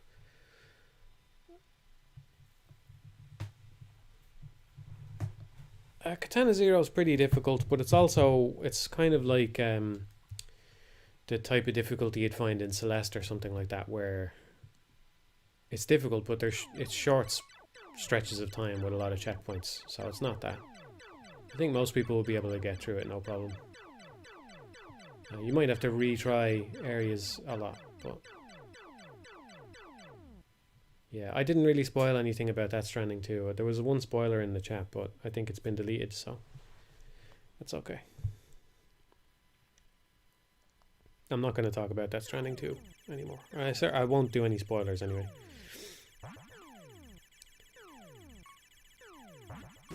Yeah, the soundtrack was cool. It's definitely cool.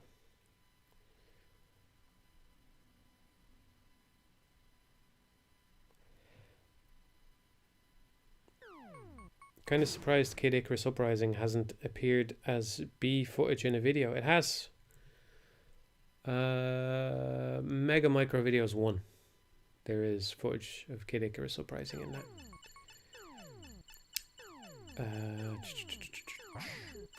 I haven't played it that much. I haven't played it as much as I would like.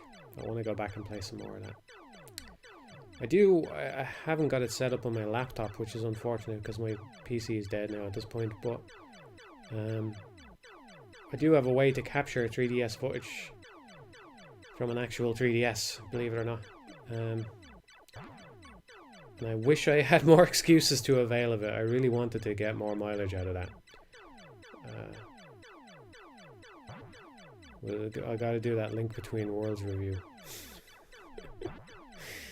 I don't know. But Kid Icarus Uprising would be a good excuse to use it more. Alright.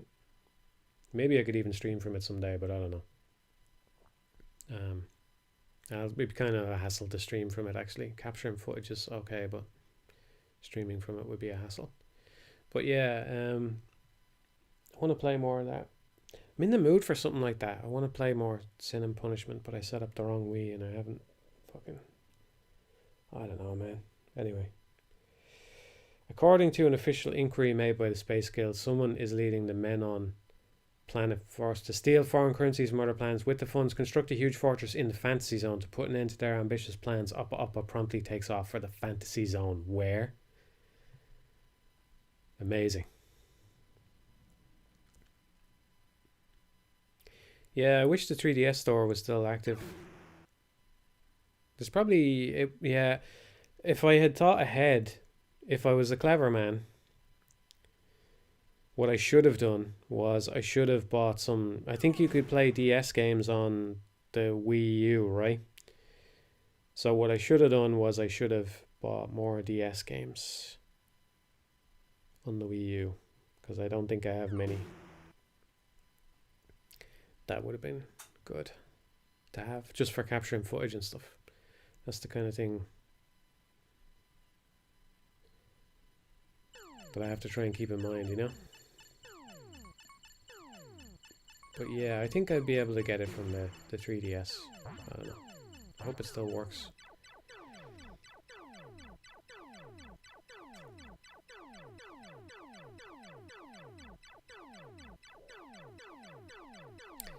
Yeah, maybe I have the games that I would want to get footage of. I don't know. It just sucks having to make that choice, that trade-off or whatever, you know? Yeah, well, I played Super Metroid Randomizer. That's a ROM hack. That would count, right? Oh, and I have played some actual Super Metroid ROM hacks. I played... I think it's called Hyper Metroid, which is kind of like bigger Super Metroid, but harder. I think the boss fights were a touch more than I wanted out of a Super Metroid game. They're just the original boss fights, but they're made harder in various ways. Like, the big plant boss has spikes where you would normally be able to just avoid everything, so you can't just rest there. You have to actually fight it properly and stuff. I played a weird one. What was it called? It was very alien inspired. It had this kind of body horror element to it that I forget. But I have to say I found it kind of funny because they had this body horror boss in it. It was kind of like something in one of the Alien films. I won't spoil which one, but where there's all these clones of Samus. That's the impression that I got that it was. And they were all like fused together, but it was clearly just a reskin of Croc, and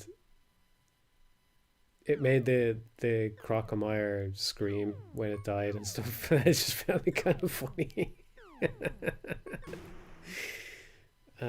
But it wasn't a bad ROM hack. I think I played another one as well. I played a little bit of Ascent, but I didn't finish it. There was one that had a really nice idea in it. You see the same idea in Elden Ring, where when you get close to a checkpoint, there's the kind of spirals of light that let you know there's a checkpoint nearby, because the open world is so big you might miss it, you know. But there was this idea in a Super Metroid ROM hack, which I can't recall seeing in an actual Metroidvania. Maybe I did recently. Was it in Mio Memories of Orbit? Maybe in Mio Memories of Orbit or something like this. I forget. But anyway,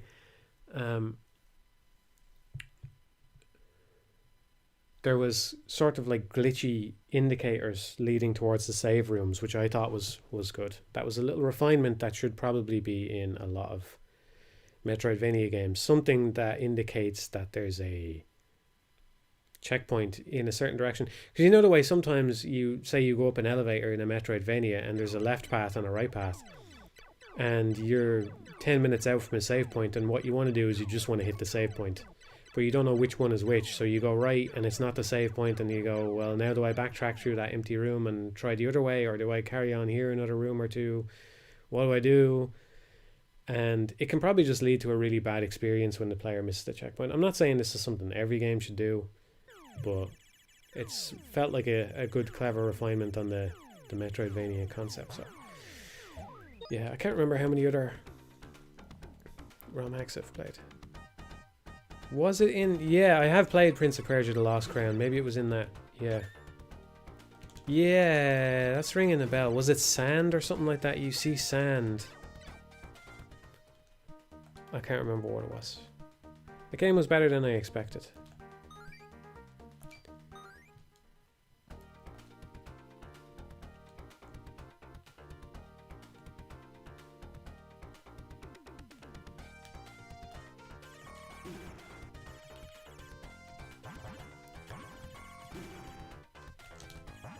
I don't have sound, but I can hear the music.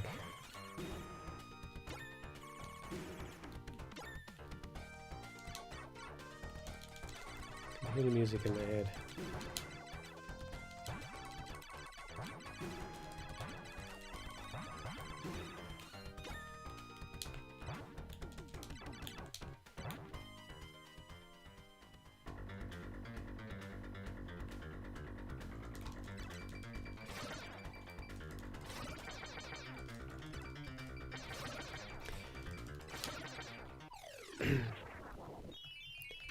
Is it okay if I use more lingo, fellas? Is it okay if I use more lingo? Maybe I'm huffing the copium. Oh yeah, I meant to say, several people gave me advice about the Switch, and I've discharged it now, so I will recharge it. I'm following the steps, but there was a few people that recommended it to me, and yeah. Well, what I'm going to say is I'm huffing copium, fellas, okay? Right, here's my cope. You ready? Don't have a Switch 2 yet. That's why I'm actually not that upset that the Switch might be broken, because it might just be an excuse to pick up a Switch 2 anyway, right? So no big deal. But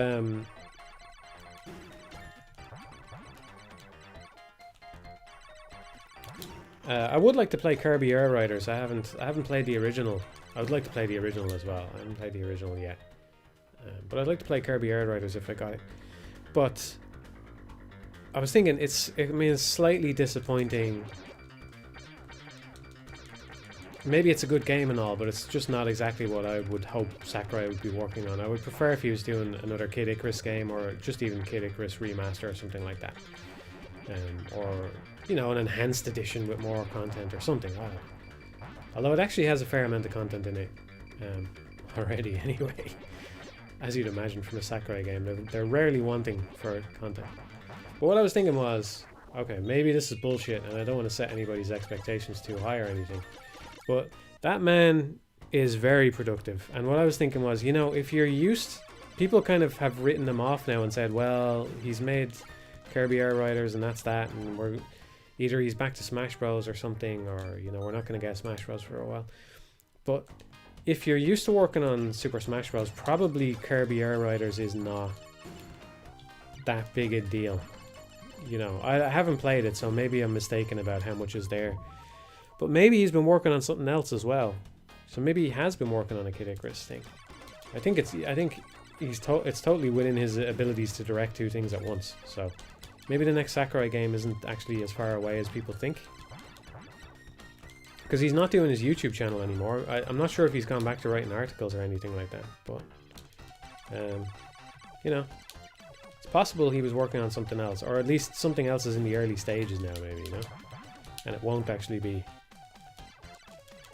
Yeah, you're saying it's Smash. You're trying to bring me down, man.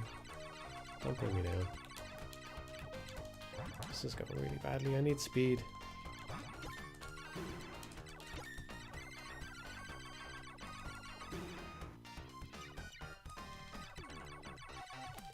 This is a pretty tough wave I'm ever getting here. There's no shame in optimism. There's a little bit of shame in optimism because it's so rarely the correct approach. If you're wrong all the time, there's a little bit of shame in that, you know?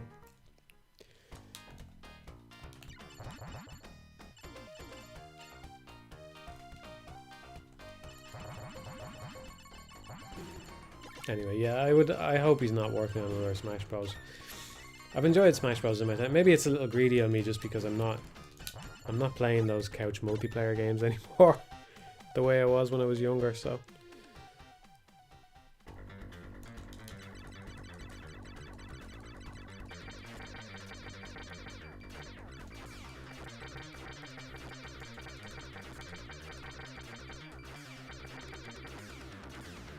It's another thing I've been meaning to say, right?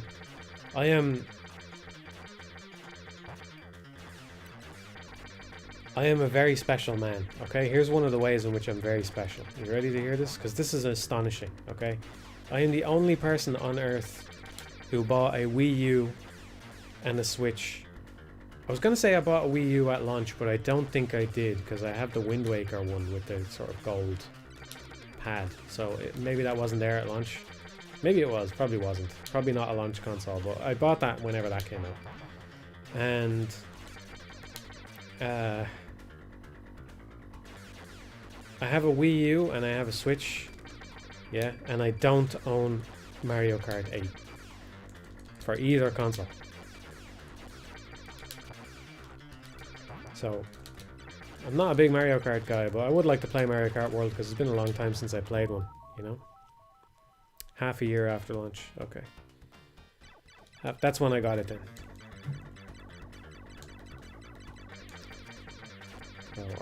There's only 13. I think that's a rare situation to be in because that game has sold so many copies, right? There's only 13 million Wii U's out there. There's however many Switches, but you have to overlap. What's the overlap? And then you have to not have Mario Kart 8 for either one. That's me. I don't own Mario Kart 8. It's crazy.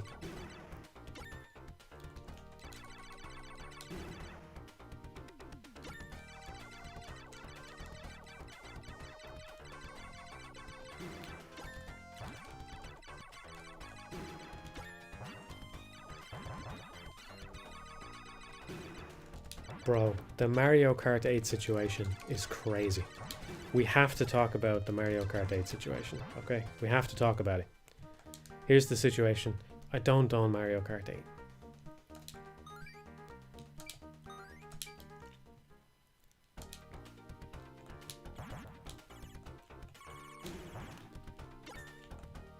This video is brought to you by Honey.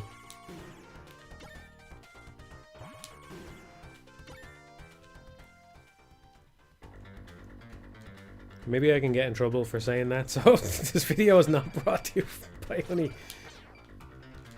It was a joke. It was a joke.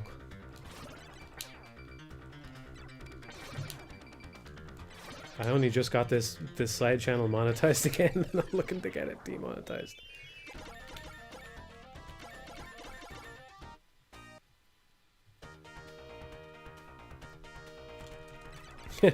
Man, you don't have to watch. Who's teaching Matthew this stuff? You don't have to watch any of it to see the thumbnails and the titles. You can't avoid that shit.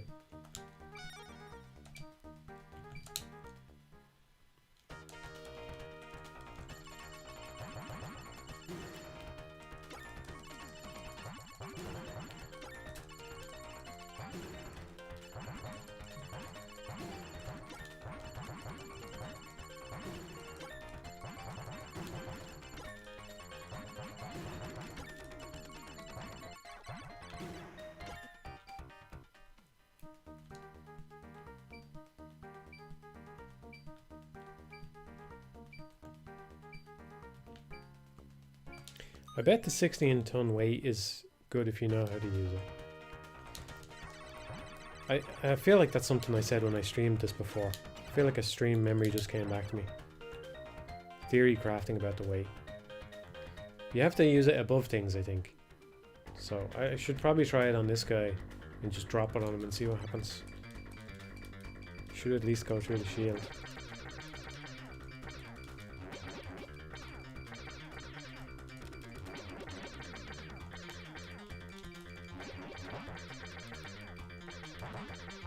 Oh yeah, somebody asked about my opinion on Bayonetta 2. I kind of talked about it a bit in Mega Micro videos too, if you haven't watched that.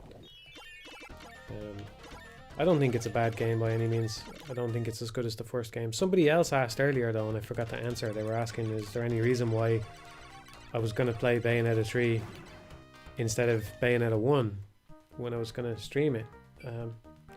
Just because I'd like to play Bayonetta 3. I'd like to play that game again and give it another shot. Yeah, I think it's good, and there's a lot I didn't dig into with it, and I don't know, just one of those things I would like to spend more time with. That's all.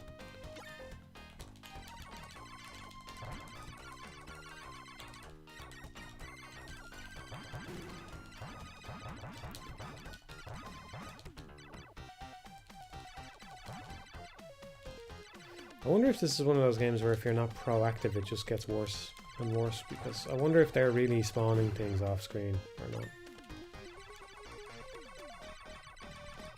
Kind of feels that way, but maybe not 100%, I don't know.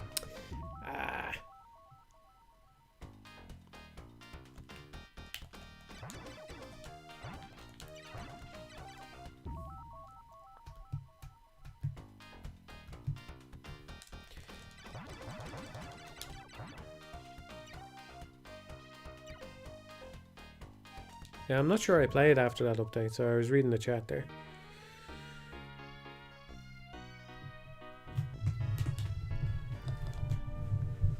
Yeah, I want to be the guy is not really my thing. I played it back in the day. I never beat it or anything, but the whole apple falls upwards and kills you haha thing is just not my tempo. Not quite my tempo. That's I'm sorry, I'm adopting this. This is one of my phrases now, okay?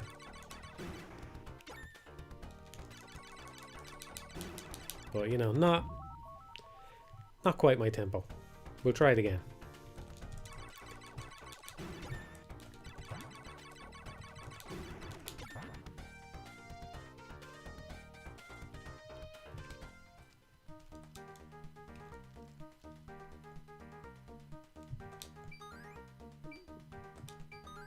You're gonna adopt some of his other friendly phrases from that movie. What other phrases did he have? That's the one I remember anyway. It's funny because I watched it again not that long ago. Well, it was probably a year or two ago now, I don't know, but I don't remember what else he said.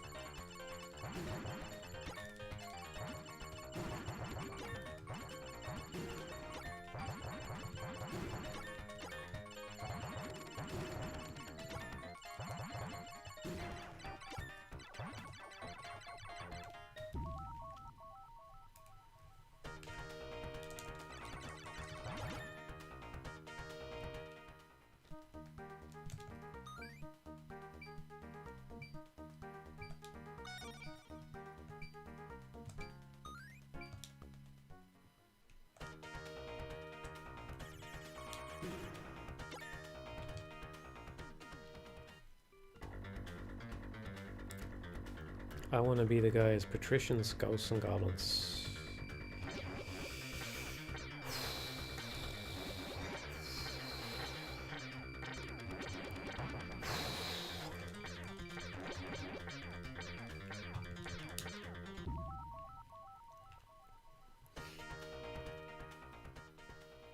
Kind of in the mood for some ghouls and ghosts. Will we swap over to that?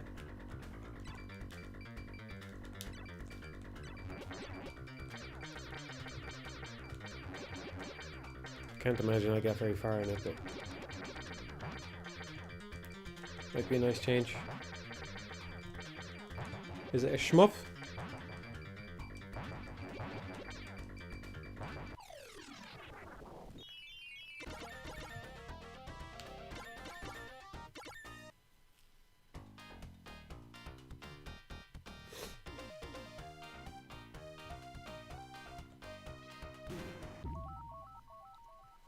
Okay, we'll swap over. Give me a minute.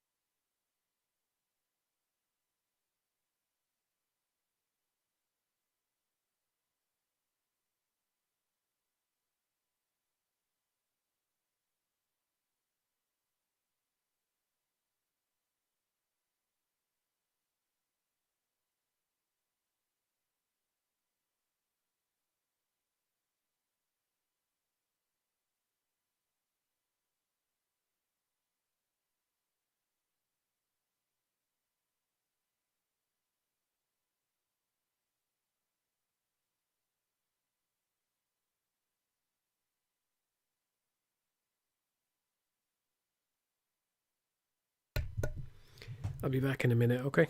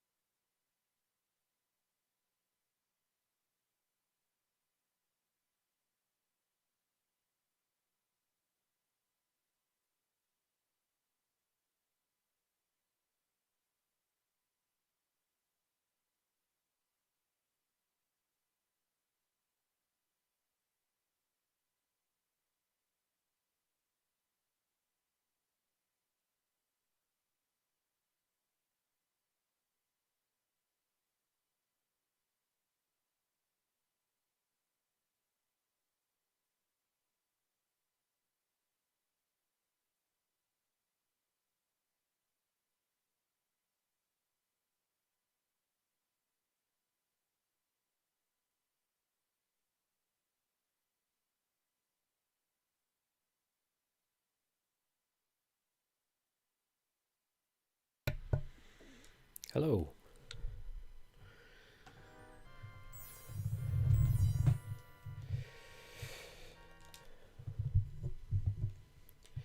Somebody hates when I say not my tempo. Caught some shit for that when I stepped away.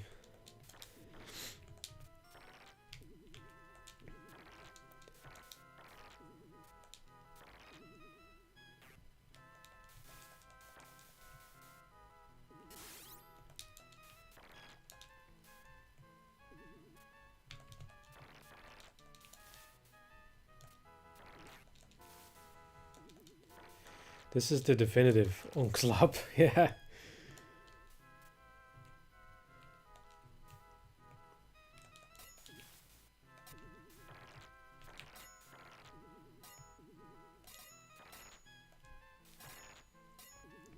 Played this game a lot on the Mega Drive as a kid, actually. If you want to go back to talking about not appreciating games enough when you were younger. I don't know, I could never get very far in it. Well, you know, I think I might have brute forced my way to the to the part that I tend to get stuck on now, the part where you're going downwards. I might have brute forced my way there once or twice. I didn't own it though. Didn't own this game, so I didn't get to play it that much. But yeah. And how could you appreciate this when you were a kid, you know? You can't, you don't know what you're playing.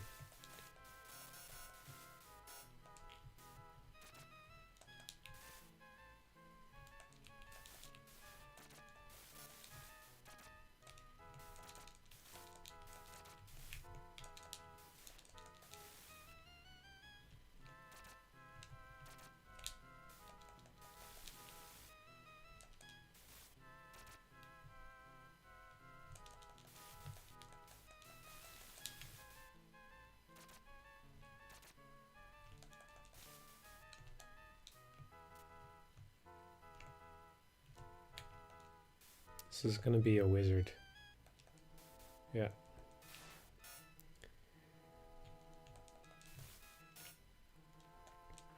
There's a pattern to the chests, for those who don't know. I thought maybe I might have found a third chest, which would mean it wouldn't be a wizard. At least I think it wouldn't be a wizard if it was the third chest.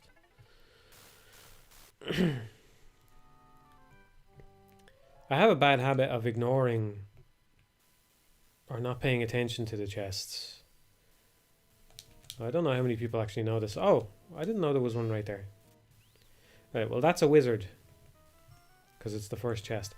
Now because I've lost my armor, the second chest will also be a wizard. That's a wizard. I'll prove it. But if I hadn't lost my armor, that would be gold armor instead, because it was the second chest. So now, it's pretty rare that I get 3 chests. I assume there's probably about 3 or 4 chests on every checkpoint. But yeah, I don't know what's in the third chest when you...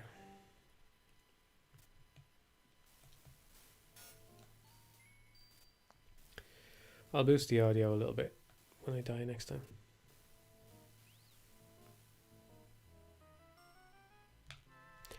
That's a wizard because it's the first chest. Even though there is another chest there, it's the first chest we made appear, so it depends on which ones you make appear.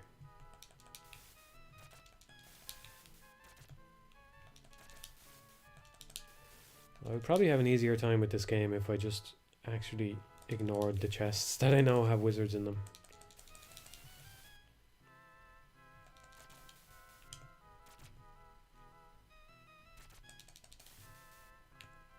This will be gold armor.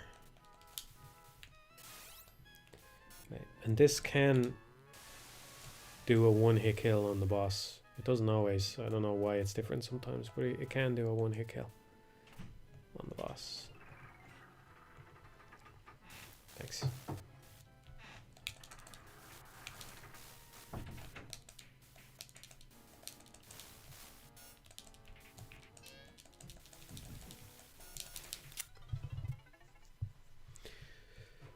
Did I change the title? I don't know, because it's going to get... I'm not going to change the title because it's going to go up as a VOD with the current title, so I might as well just leave it as is. You were talking about the best game for every console. What would you say the GBA game would be?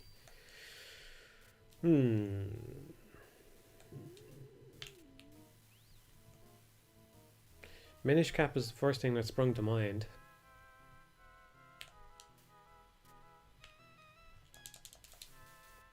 Let's see.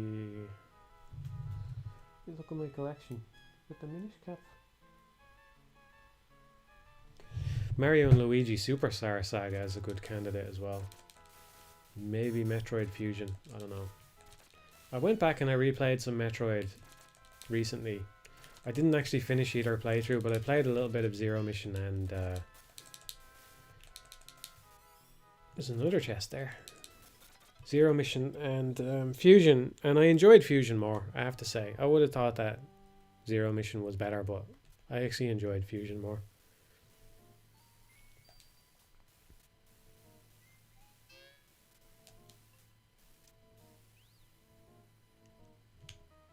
Oh, Mother 3 is a very good candidate as well, and WarioWare, yeah. That is a better library than I thought off the top of my head. That is a better library than I thought. WarioWare and Mother 3 are good games as well.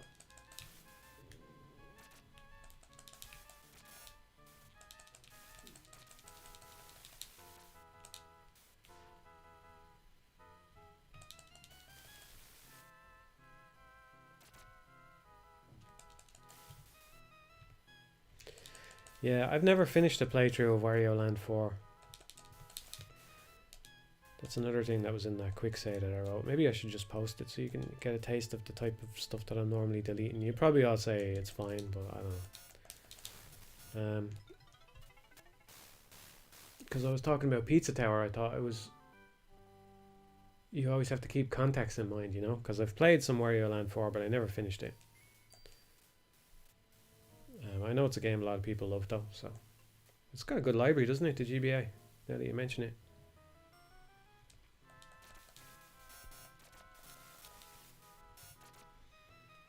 I don't know, Minish Cap's not the strongest Zelda. But then again, it's a good series, so like you can't really hold that against it.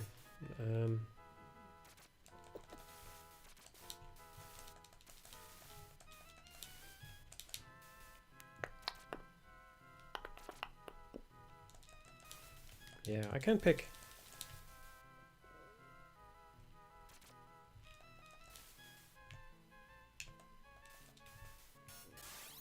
Since you mentioned WarioWare, I suppose there's a lot of WarioWare games that are just as good or better, so that one's kind of a tough pick. But if we're talking about just... If you're factoring in that, you know, for its time kind of innovation sort of thing, then I think WarioWare might be it, because there's not anything quite like it. And I don't think, I know, believe me, I own Point Blank and I own, what's it, Ghoul Panic, and there was another one. I don't own Bishi Bashi Special, but I played some of that back in the day, you know. But they're not quite the same thing, because you get all these little explainers before each minigame. They're not really the same thing. I don't know that anything like WarioWare really existed until it came along. It's like I said, it really does test a skill that's different from most other games. So I really appreciate that about it, you know.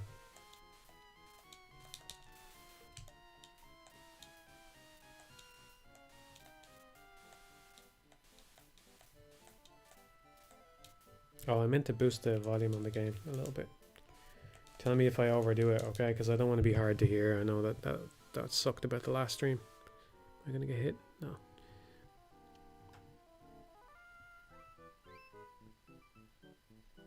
Just boosted it a bit.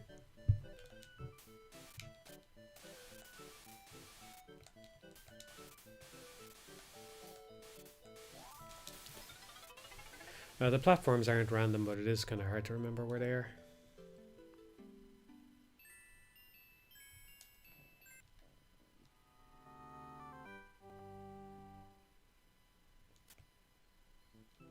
Yeah, I can never fucking remember which ones it is either. I think it's hard to remember because there's two setups that are visually so similar. It's hard to separate the first one and the second one in your mind. That's what I imagine it is. I don't know, but I always have a hard time remembering. See if I can get it right. There's one near the start of this one.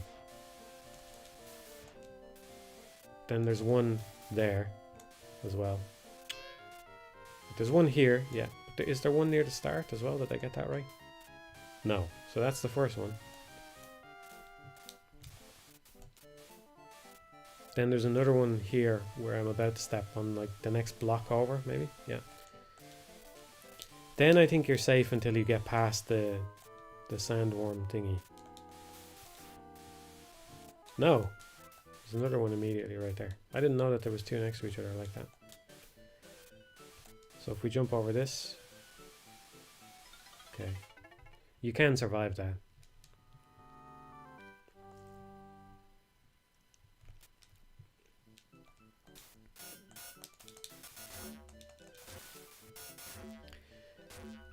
Resurrection is like a quasi remake. It has its own original stuff in it, and a lot of what you see that takes inspiration from this game is remixed in a way that makes it feel different.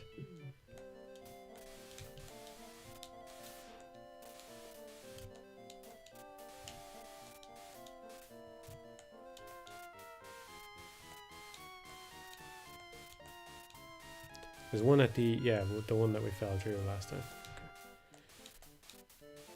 There's one right there, but you can survive that one easily.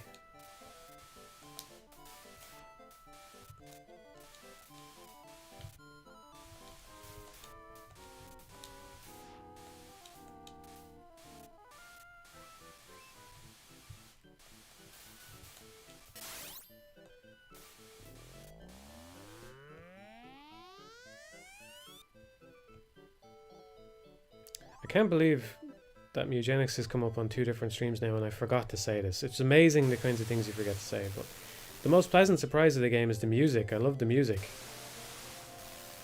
Can't believe I didn't even mention that yet.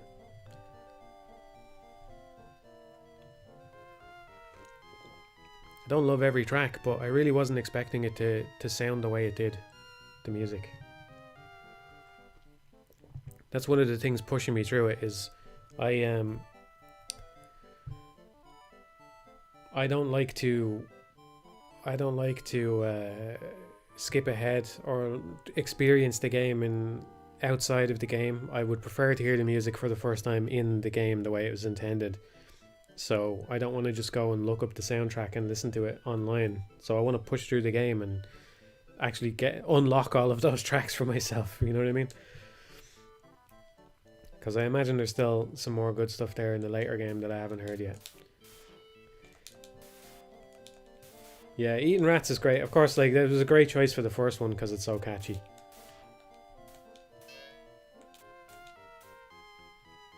I was surprised how much Flush grew on me as well. But I think maybe my favourite is the Lonesome Road one. I think part of the reason I like that one is they dialed in the cat puns a bit, and so it feels more like a regular song or something, you know?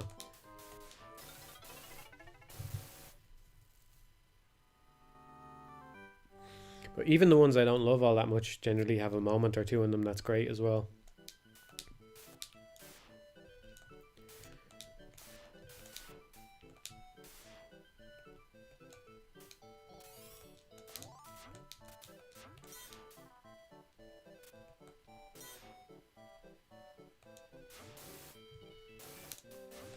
Oh, I really like the graveyard one as well. That's a good one.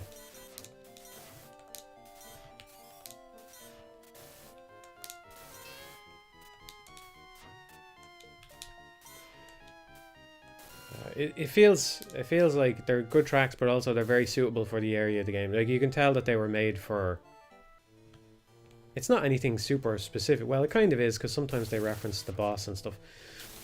But you know, you can tell it's a graveyard track because of the way when it goes into the chorus, it's got this kind of ghostly ooh sort of quality to the way the music is being sung, which yeah.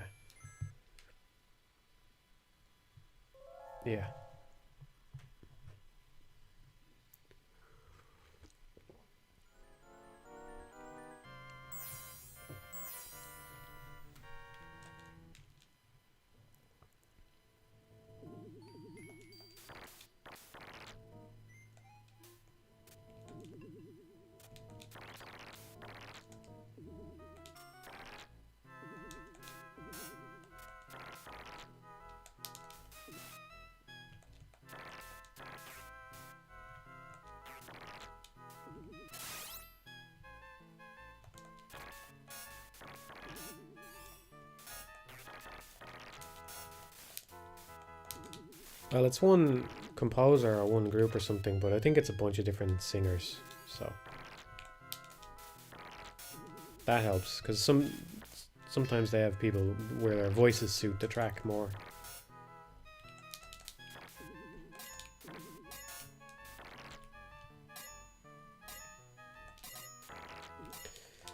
I don't know how many games I've 1cc'd. I did R-Type Delta, but I did die, which kind of annoys me. But it was a 1cc. I may have done Fantasy Zone. That's what I was thinking about earlier. I might have done Fantasy Zone because I know what the ending is like. And I wouldn't have just looked that up. At least it's either the ending or it's the intro to the final boss, but I think it's the ending. And I don't think it's even possible to credit feed in that game. So I probably beat that as well.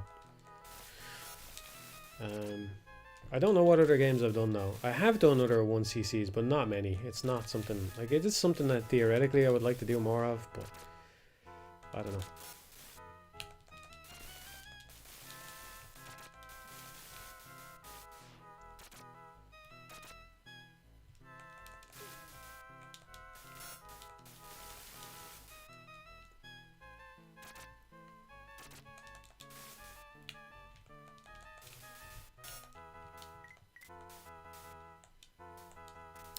I might have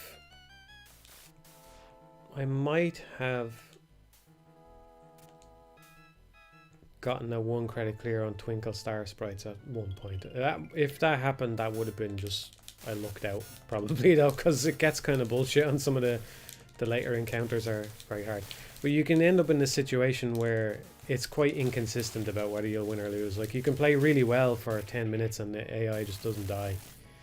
And other times you can look into a win 1 minute later, so it's not really that satisfying to 1 credit clear. Oh yeah, Alien Soldier, obviously. Did that multiple times on stream, didn't I? I hadn't thought of that because it's not an arcade game, but yeah, I suppose that counts.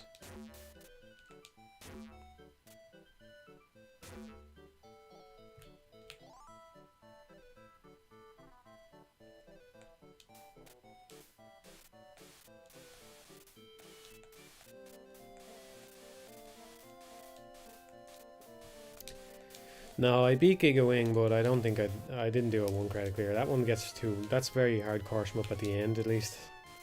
It starts out easy, but it's I'm sure I was credit feeding for that one.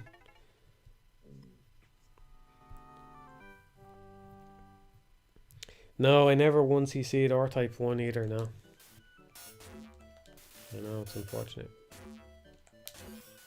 It's unfortunate. Maybe we'll go back to that one on stream. I don't know.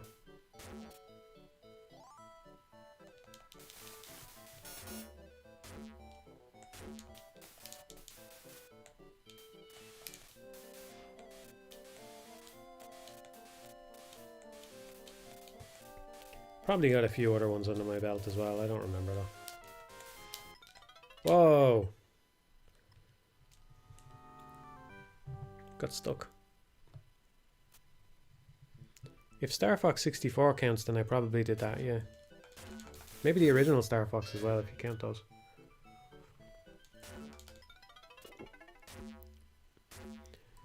I have some coffee here. I'm going to take a break from the game for a second. We'll do our sound only.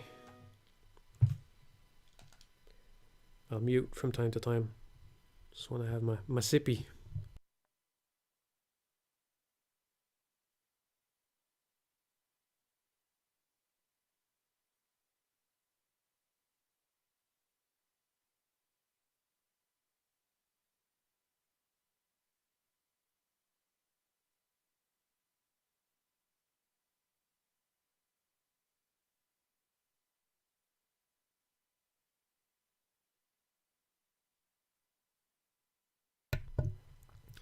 Hi Matt, I've always wondered how you find out about new games without reading, watching game stuff by other people. There's a few different ways. One of them is there's a lot of different techniques you can use. I use a mixture of lots of different things. One of them is just I'm in a different situation than most people, so I get recommendations, you know.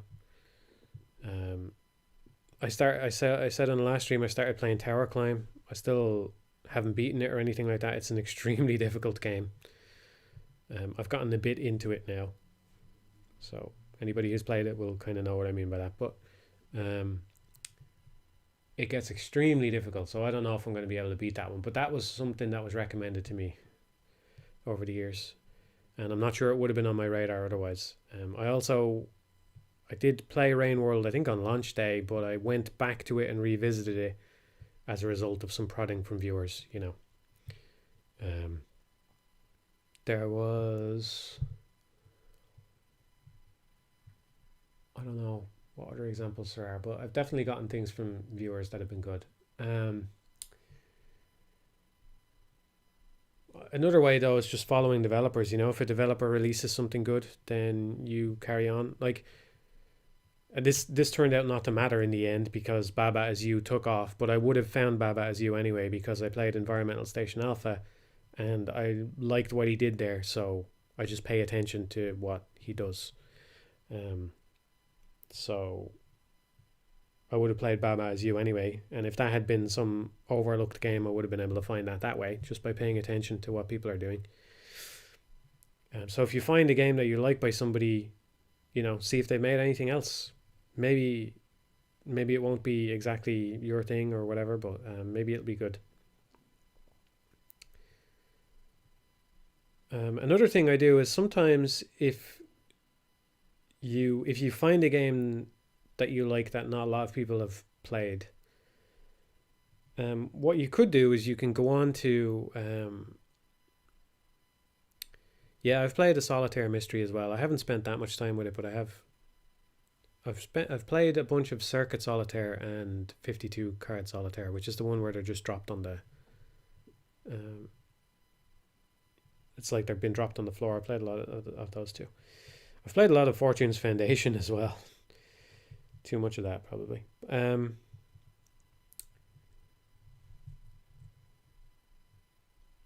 What was I saying? Yeah, another thing you can do is if you find a game that you gel with that isn't very popular. So I don't know, pick a game off the top of your head that you like that maybe you think is underappreciated or something like that.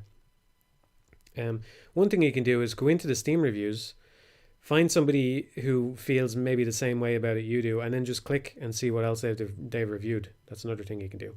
I also think the Steam recommender is not bad. It's the best of any of the platforms or anything like that anyway. There's an interactive recommender you can use that you can find stuff that way, and their recommendation algorithm in general is just um, better than the other platforms. You know, I do wonder if it's hurting those other platforms not putting more effort into that stuff. I don't know. I have to imagine that there are more. I mean, the onus is on me to promote the game and all that, but I have to imagine that there are a lot more Switch owners who would enjoy Logic Bombs and haven't played it yet. It definitely did better on Steam, and I think most developers will have a publisher or they will be more popular in general and they'll just do better in that regard. But probably it's something Nintendo and Sony should be caring about a bit more for their own bottom line as well. Anyway, Valve does a good job of that, so that's just another way. If you don't have Steam, then I can imagine it's a lot more difficult as well. I'm trying to think of other ways that I go about it. What else do I do?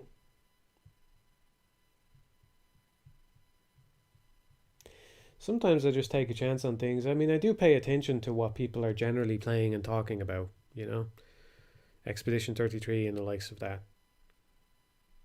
I pay attention to that kind of stuff. I don't really pay attention to awards. If there was a good award show, maybe I would. I'm not sure that there is a good award show for games. Maybe I would. I don't know. I don't like awards in general, but like I said, I've been watching more films lately, and I don't pay attention to the Oscars, but I did find that some of the films that I liked won the Palme d'Or. So maybe there's something to that, but I don't know.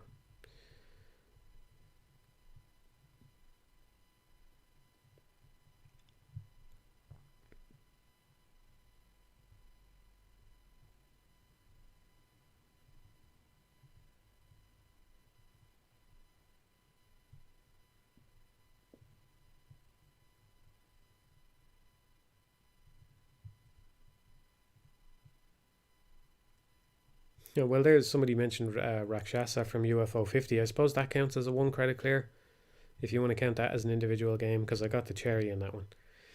I enjoyed it. I don't think it was as strong as actual Ghosts and Goblins games, but then again, what is, you know? I enjoyed it. It was one of the better games in the collection, I thought.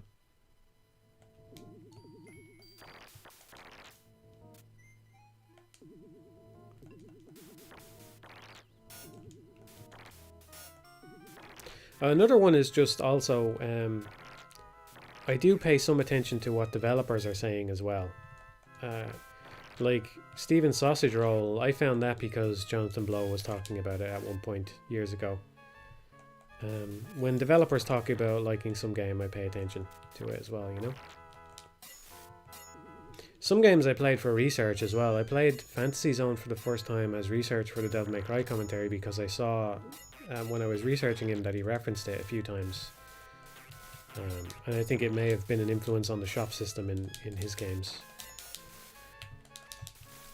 There was a couple of other games that I played as a result of that as well.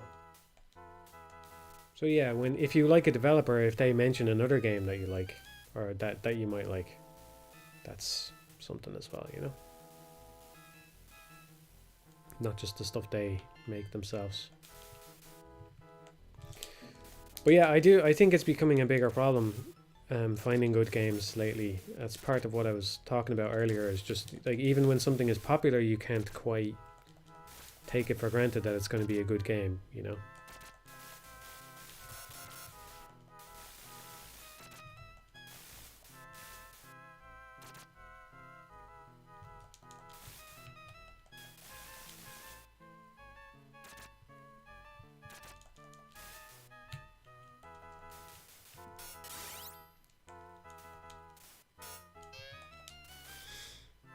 I haven't seen Das Boot, no.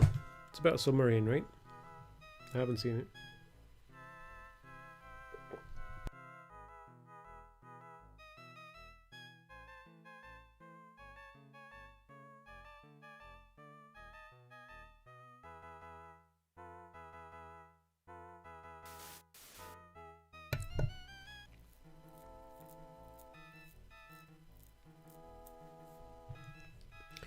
Yeah, well, I'm glad, Samba. I would like to help people find more good games as well. Yeah. One of the things I know, people think that I don't think about this stuff at all. It does play on my mind a little bit, right? I don't let it steer me exactly, but it's something that you do have to keep in mind depending on what you're doing. But I think personally what I would like to do right now is just make recommendation videos, right? But if I only make recommendation videos, it will tank the channel because they don't get as much views as regular. People just aren't all that interested in them, and so it'll just stop promoting. So I have to make other videos as well. It's not that I don't want to make other types of videos, I do. But I have to, if I'm gonna come back and make more videos, I have to try and get other things ready as well. And be in a place where I can mix and match rather than just doing one type of video like that over and over again. Because I don't think it would be good. It wouldn't do me any favors, and it wouldn't do those games any favors either, because those videos will be getting less views than they would otherwise.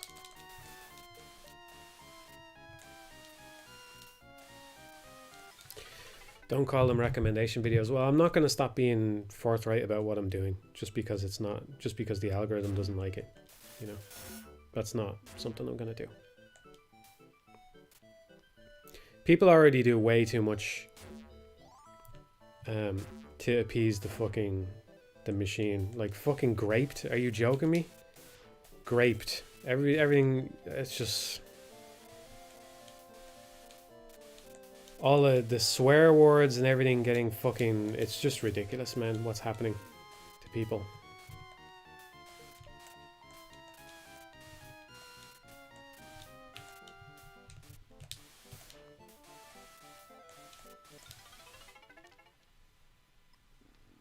Unalived, yeah, that's another one. Unalived. PDF files. As if we don't know what you're saying. Like, the whole point is to communicate what you're saying, and you won't even just say it. Even if the video gets demonetized, you won't even just fucking say it. You won't even say a word.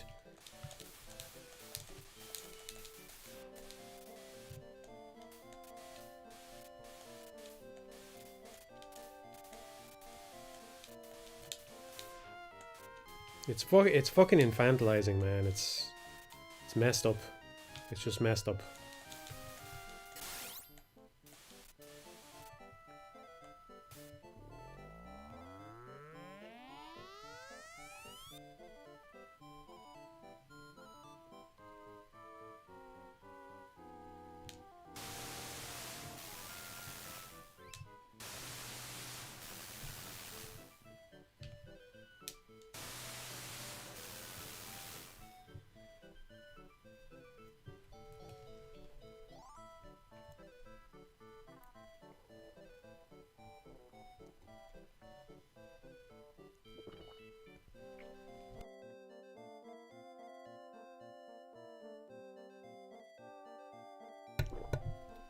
Yeah, I think maybe part of somebody was talking about the the algorithm and the recommendation videos and stuff. I think maybe part of the problem also with the recommendation videos, like somebody said it's just that they're less popular games in general and so they're going to get less views. That makes sense to me. I'm not complaining about that at all. Also, I have to wonder if maybe part of the reason, like, I don't even mean to complain because my videos don't do that badly in the grand scheme of things, you know, so that's fine. But I wonder if sometimes, like, if you take my recommendations on board, if you're actually interested in what I recommend, maybe you don't even watch the video, you know, because you're just, well, that's enough for me, I'll check it out, and then you don't even watch it, and then maybe you watch it like 3 weeks later when you get around to the game, but the algorithm sees that the interest has fallen off and all that. And I'm not blaming you for that behavior. If anything, it's kind of good, right? I like going into games with little knowledge myself, and if you take my recommendation that seriously, then I appreciate that, you know, that's something I'm grateful for. But it's just a reality that will hurt the video in a way, you know, and that's something that I have to factor in. So I have to have some other things ready to go if I was going to make some more recommendation videos. But I think that's the thing I'm most interested in doing right now, because I understand the malaise. I'm sensing it in the chat as well. I'm sensing it. I'm feeling it and I'm sensing it as well, that there's a little bit of malaise there, like, but I have to say, if you're a stream viewer, I don't know that I'm going to tell you anything that you haven't already heard, because I have been fairly open about games that I've been enjoying and stuff like that, you know.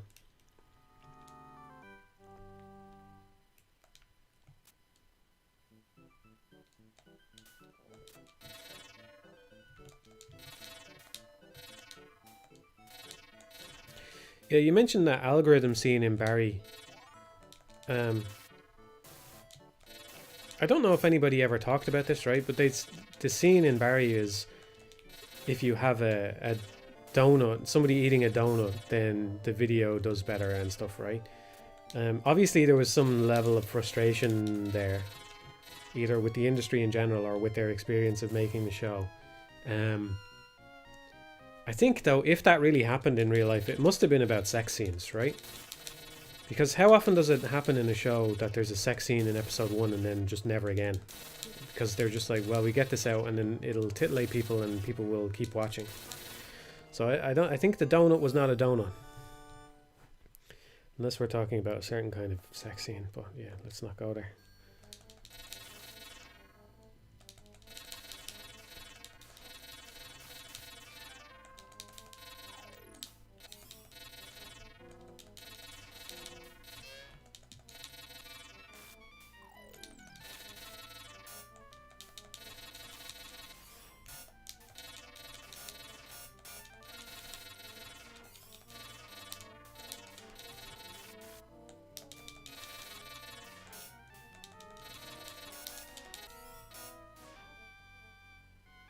Spa Prey, yeah, that's cool, that's cool.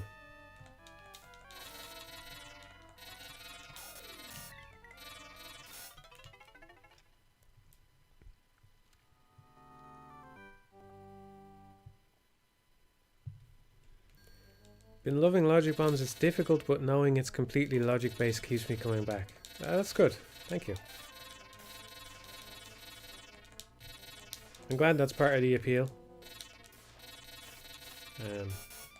Yeah, it's not. I'm not necessarily shitting on other puzzle games or something, but it is something that I sometimes wish was more true in other puzzle games. You know, if you're playing, there are Sokoban style games that are better than my game. You know, but if you're playing them, sometimes it can be frustrating. Like what I like about it. Let me just outline what I like about it. I like that when you make progress in a game like Logic Bombs or Dungeons and Diagrams or whatever, it's real progress and it never rolls back on you the way it can if you are playing Steven's Sausage Roll or something and you get into the level and you realize actually this was all just some kind of trap. You know, I was actually supposed to make a totally different move on turn 1. I've been fucked and I didn't realize it for this long. So all that progress you thought you made rolls back, and it can be kind of unsatisfying. Sometimes that can be really enjoyable in its own way, because maybe you learn something new about the puzzles or the constraints and all that. But it's nice to have puzzle games that aren't like that as well. When you make progress, it doesn't roll back on you. So that's what I like about logic puzzle games.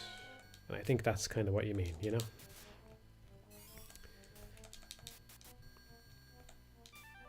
It's not a trait unique to Logic Bombs by any means. That's going to be a wizard probably, so we're not doing that. This game and this series is a prime example of how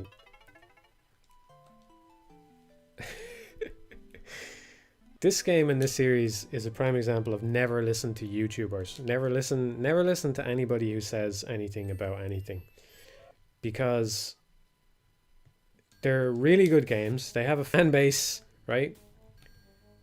No, but by YouTubers I mean Nintendo, actually, because I think Nintendo maybe gave this advice in Mario Maker 2.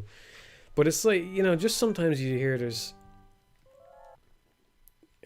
I don't like this idea of laying down rules and here's what makes a good game and here's what makes a bad game, you know? It makes me a bit conflicted about the theory videos sometimes. But anyway, the very first chest you open in this game pretty much all the time has a fucking wizard in it, you know? Now, the conventional game design wisdom says, don't do that. Put something nice in the chest, because if you put something bad in the chest, then players won't open it, you know? Like, who gives a fuck? You can't make every game the same way. Not all games can be the same thing, right? So, the first thing you find in the chests in this game is a wizard, and sometimes the second thing you find in the chests in this game is a wizard. And that's okay, because you're still going to want to open the chests, right?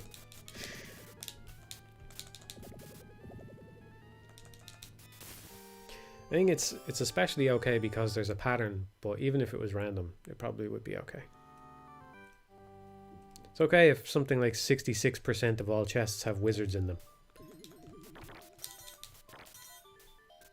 Sentences you can only possibly say if you're talking about games. That was a good one.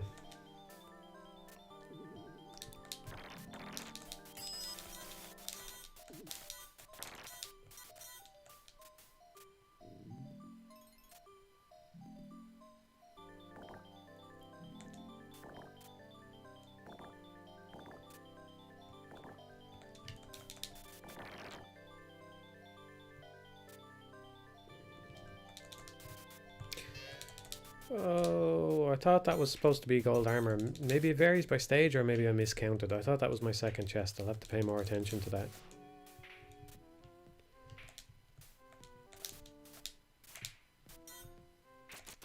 Take it back. There's too many wizards.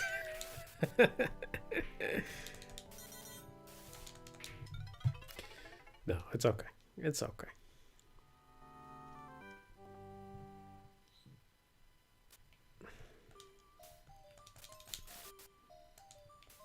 Yeah, I should stop. I shouldn't be so cheeky. It's not becoming of a gentleman.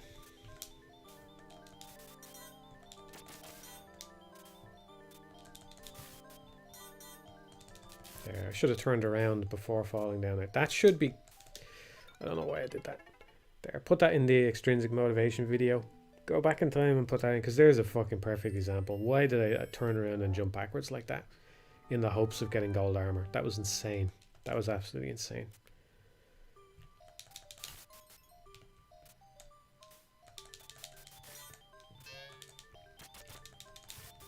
There, speedrunner strats there, we skipped.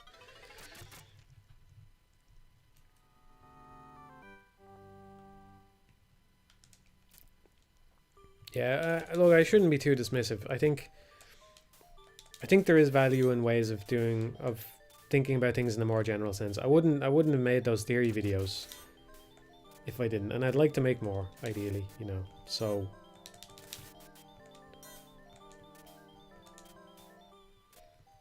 but you know what I mean. Just don't go on autopilot. Don't take it for granted.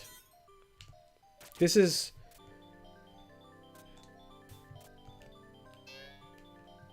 I don't know. I feel like Ghosts and Goblins was a fairly influential series in a way, maybe on game designers. It's one of those game designers' games, like Eco or something, you know?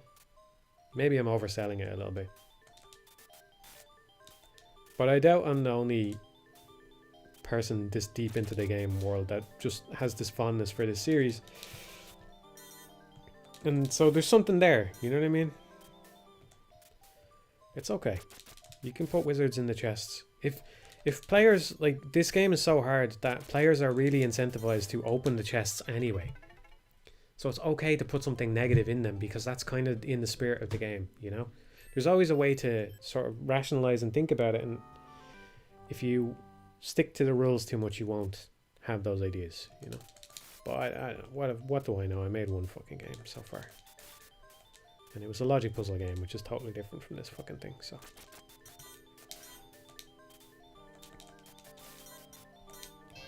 I don't know how I was supposed to deal with that. Come on now.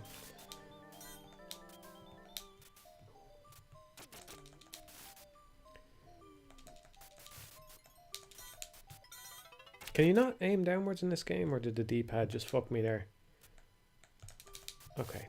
D-pad fucked me. Whatever. I'm still using the 8BitDo Pro 2. Somebody asked what controller I'm using. It's the 8BitDo Pro 2. And it's okay. I think it's got a little bit of stick drift on it now. Apparently the Pro 3 doesn't. I liked their Mega Drive pad quite a lot.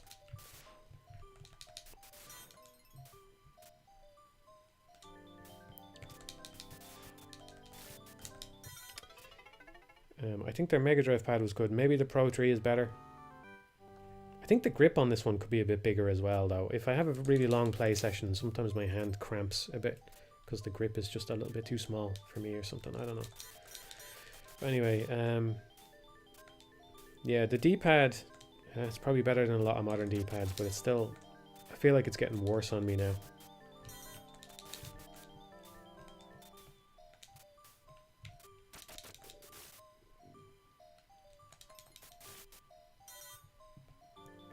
I want that the new Steam controller as well. We should be getting that at least, whatever happens to all the other hardware.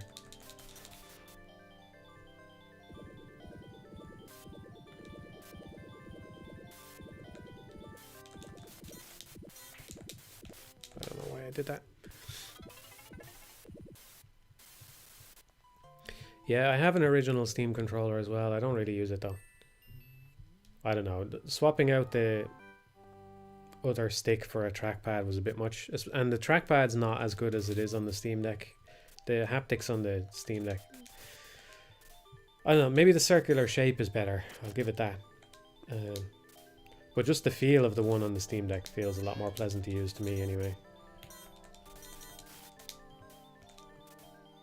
But I like the Steam Deck controller for the most part. I haven't had any drift issues with it or anything yet, and the D-pad is pretty good.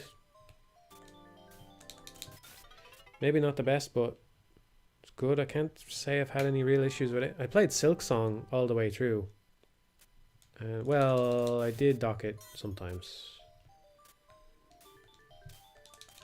Yeah, somebody told me Deadlock's not a deck game. I know what you mean by that for the most part, but I should say that I do have a dock for it, so I can play FPS and RTS and stuff. I wouldn't play that game on controller. I'm not mental.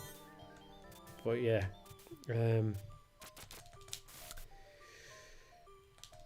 Yeah, I don't know.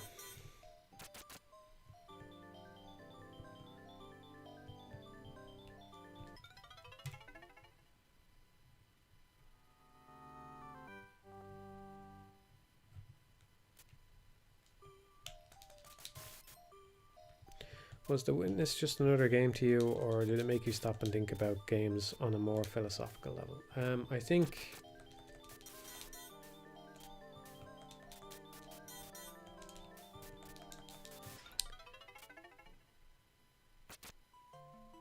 I don't know, I might have more to say about it at some point. I'm not going to do a review or anything like that, but I do have something written about it that isn't released as part of a different video. So it might be best to just save my thoughts on that. I probably shouldn't have brought it up.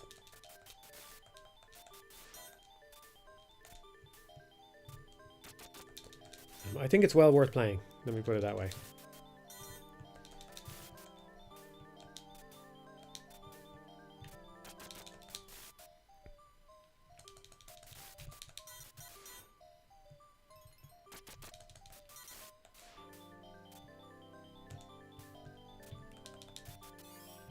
Okay, I was expecting that to be armor. I need to pay more attention and read. Maybe it just is different on different stages.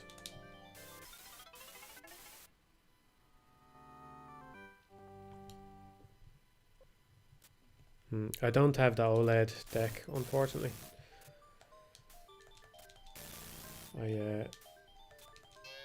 I bought not long before came out. I bought, and then Mr. Bogdanoff called up Gabe and had him release the OLED Steam Deck 1 week later, so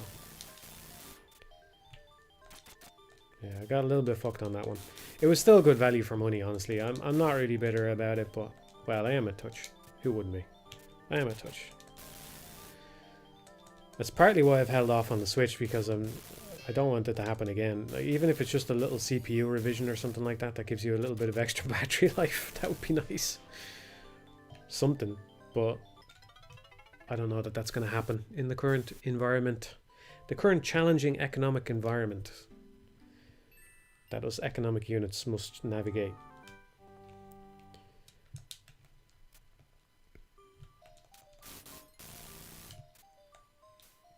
Yeah, I've gotten so much time out of the Steam Deck. I don't regret it at all. It's been a great device for me. I'd be more enthusiastic about the Steam machine if just... I talked about it before. I don't understand why it's so small. If it could be made better by being bigger, I would definitely prefer that. But also, is the price going to be reasonable now? I don't know.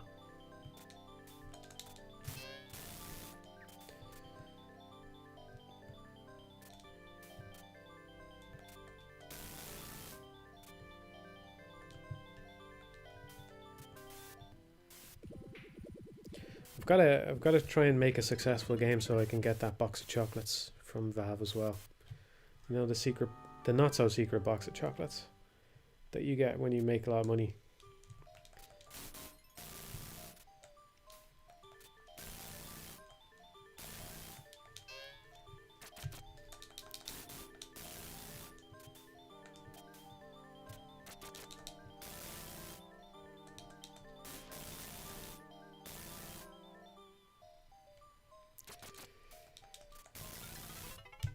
I watched a stream recently and you mentioned wanting to make a video focusing on a flaw in Automata, but as far as I know, you never addressed it. Yeah. Yeah. I still want to make that video. Well, I don't know. This is like, it's... Yeah. I'll do some video work today, let me tell you. When the stream is done, I'll relax for a little bit and then I'll do some more. I wanna make more stuff, man. I don't even really care what it is. I just want to put more stuff out and keep rolling with things, you know.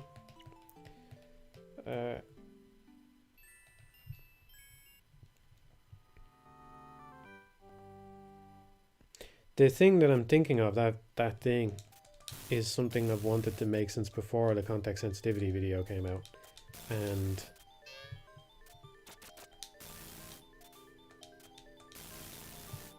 is actually very briefly mentioned kind of in the context sensitivity video, in a way.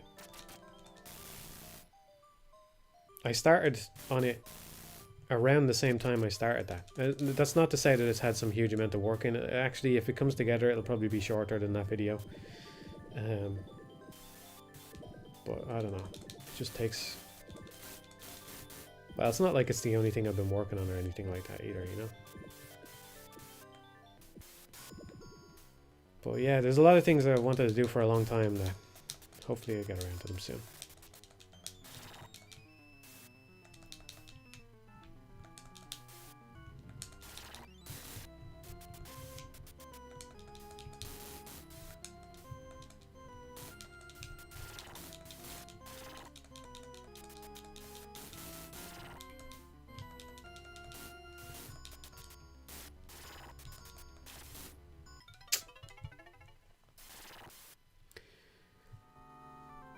Yeah, it's not about Nier Automata, but Nier Automata would be in it as part of the thing. I'm not working on any reviews or anything like that, so.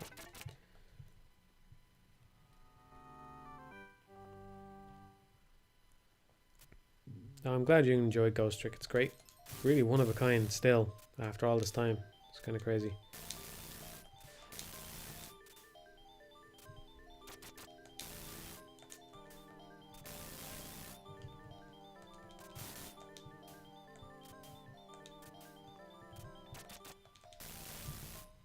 I enjoyed the Great Ace Attorney as well. I think the cases didn't... The cases were good, especially in the second one. They didn't exactly hit the highs of some of the other Ace Attorney games, or even Danganronpa either.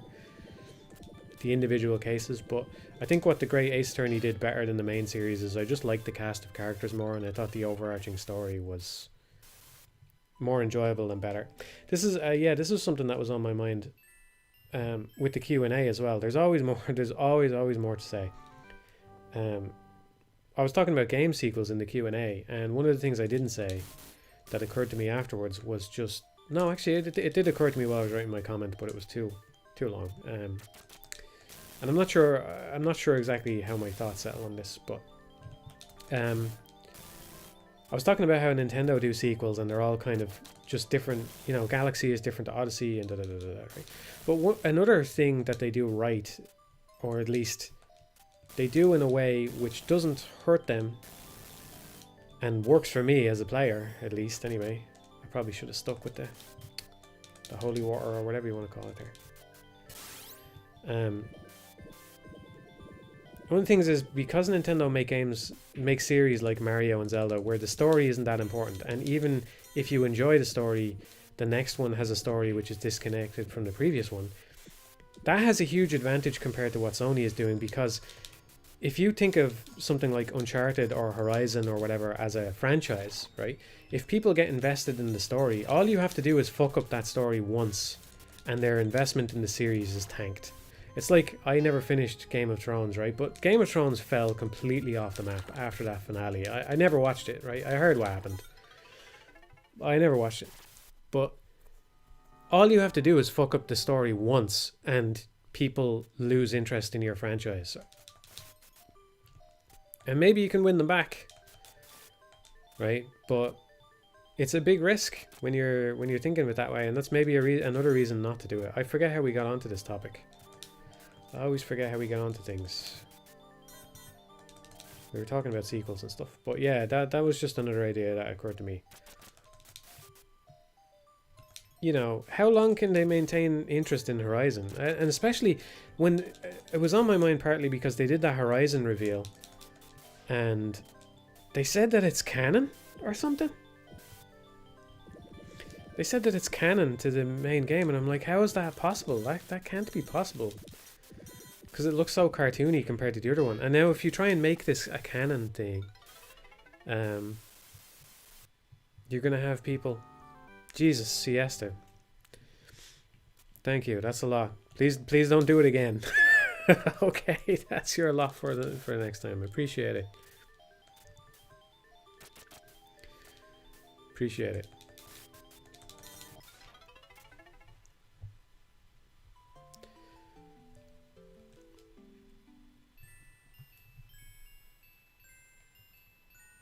Yeah, like The Last of Us Part 2. Yeah, I think it was on my mind as well.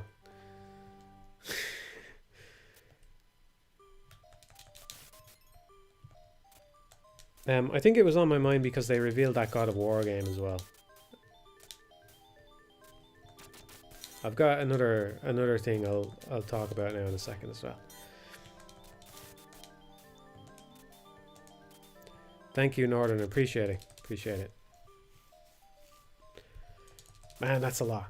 I seriously mean it now. If you give a big donation or something, don't do it again, okay? Like after a while. I'm not being unappreciative, but like it's totally fine. Happy to have it, believe me. But yeah, I want to make sure there's some brakes on the train, you know? And thank you, Siesta, and thank you, Northern. What was I saying? I think... Yeah, so I was thinking about it with the God of War thing, right? And... never pay more than $20 for a donation. Yeah, thanks, Skybrush.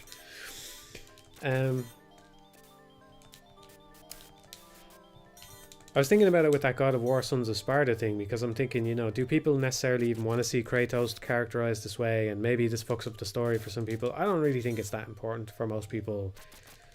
Like, I don't think it's a big risk factor on the future of the God of War franchise, right? But it's another kind of data point on that thing of like,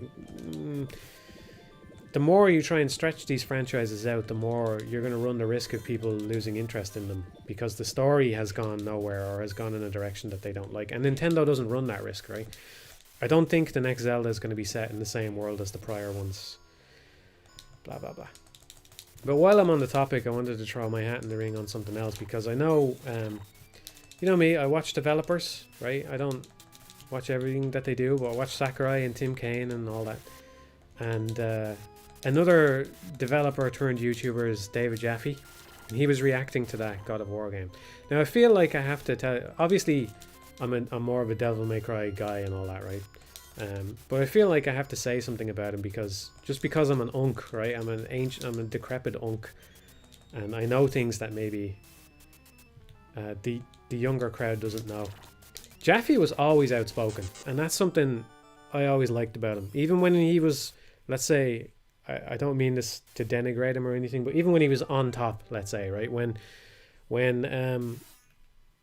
God of War was, you know, Sony's new poster boy and all the critics loved it and blah blah blah, you could still find little clips of him in interviews where he was just saying whatever the fuck came to mind, and I always appreciated that about him.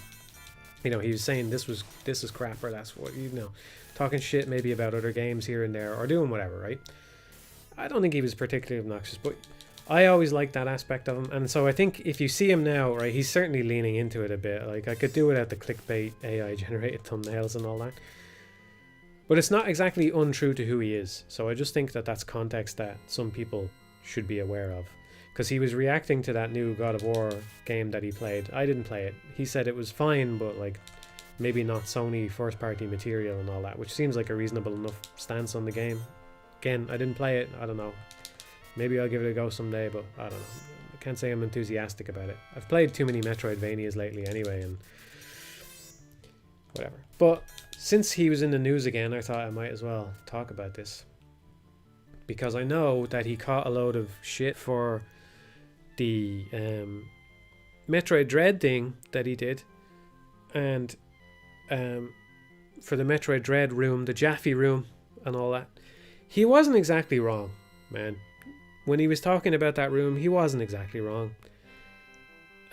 First of all, people say, oh, you come into the room and there's enemies there in the way and you shoot the enemies and then you hit the ceiling and then that reveals that there are breakable blocks. But what they missed, and I think this actually happened to me, I don't have a recording of my first playthrough, I don't record my first playthroughs. I think this actually happened to me is I didn't miss the enemies. I came into the room and I shot them and I didn't miss them. So if you don't miss the enemy, you don't hit the wall behind them, right? So that's one puncture in your argument, is that not every player will miss the enemies and accidentally shoot the wall behind them. Now, look, I've I've played enough Metroid. I know I have to shoot the walls and I have to look for these hidden things. I get it, right? But I think it may actually be the case that on my initial playthrough, I went into that room, I saw that there was nothing there, and I actually left the room for a second and went, hang on, why was that a dead end? And then I went back in and then I shot the wall and I figured it out, right? But even me, an experienced player who's played a lot of Metroid, I went, hang on, wait, and I had to go back and shoot the wall because there's nothing there. My question for anybody defending that is, what does the game gain by asking you to just shoot random walls like that? You know, that's the question that you're not asking. And so I think, and I don't watch him religiously, or I don't watch him very much, okay, at all, really. But I did happen to tune in right when he was streaming that new God of War game, and I watched him get stuck in a certain room where there was a puzzle, right? And I thought, you're taking the piss. First of all, I think he was stoned. He gets distracted by the chat. It's not exactly what your average game designer is imagining, right? He got stuck on a stupid puzzle for a while, and part of that was his fault, right? But afterwards, he made a video breaking down some of the things that went wrong. I'm not even talking shit about it. He himself would admit that he was stoned, okay? Or at least he had a puff or two. I don't know, right? I think he had. So he was distracted. I think he allows himself to get distracted, and I think he says himself that he has ADHD and everything and all that, right? So it's not ideal for him to be streaming and playing at the same time and whatever, right? But then afterwards he made a video breaking down some of his problems with the game. A lot of them were very reasonable complaints. Like when he talks about the fact that there is a wooden post in front of the thing so he didn't realize that he could shoot it. This is David Jaffe I'm talking about, and he made a video about the Sons of Sparta game that came out, and he did a video, he's done a few videos about it, but you probably won't have to look too hard to find the video I mean, where he gives a breakdown of some of his problems, right? It's some of the most effort he's put into a video of that I've seen from him anyway, because he's gone and he's gotten visual examples of all the things that he's talking about. So it's well worth watching, right? And he talks about how there's this wooden post in the way of the thing that you're supposed to shoot. And I tuned into him as he was streaming that, and I watched him for a few minutes. I immediately understood that he was supposed to shoot that. I understood that the post was in the background. I'm not saying that I got caught by this, okay? But I'm a guy who does almost nothing but play games and think about games constantly and all that. So it's not surprising that I can see that I understand the language of the game and can see that I'm supposed to shoot the thing. That's not surprising. Maybe he should have known better as somebody who plays a lot of games and all that, but it's a real problem. That is what he's describing as a real problem. And when people push back on him about this, they're demonstrating that they're not. It's just, you have to understand that this is part of what game design is. Part of game design is caring about these things, caring about how the visuals come together and make an impression on the player and lead them towards certain outcomes or whatever, you know? That stuff's important. And yeah, I think the whole Jaffe room thing in Dread, that was overblown from what I saw, you know, and maybe he should have just moved on from it himself or whatever, but he wasn't exactly wrong. I'm not saying it's a huge sin or anything. I got through the game no problem, and I understand that earlier in the game there's basically a tutorial of, hey, you should sometimes shoot blocks. They put a wall in your way that looks like all the other walls, and they make you shoot it to go through it, and Jaffe must have done that to get to that point in the game. But still, my question is, like, why is this here? Why am I expected to shoot the ceiling? Like, what's good about that? Is it some kind of, it's an element of discovery or something? But it doesn't really work. It just didn't really work for me, you know? So I don't think he was wrong. And that video he put out recently was actually genuinely good. A genuinely good look at the types of things that game designers need to care about. So maybe he doesn't pay enough attention when he plays games, and, you know, that can be true as well. I'm not saying that he... Yeah, you get what I'm saying. There's no need for me... Okay, oh, he's back. No need for me to dwell on it anymore. Yeah, I'm not even necessarily saying you have to agree with me or him about it, but just when the amount of vehement pushback he got, blaming him for, like, shit that in in Metroid Prime 4 or whatever. I don't know.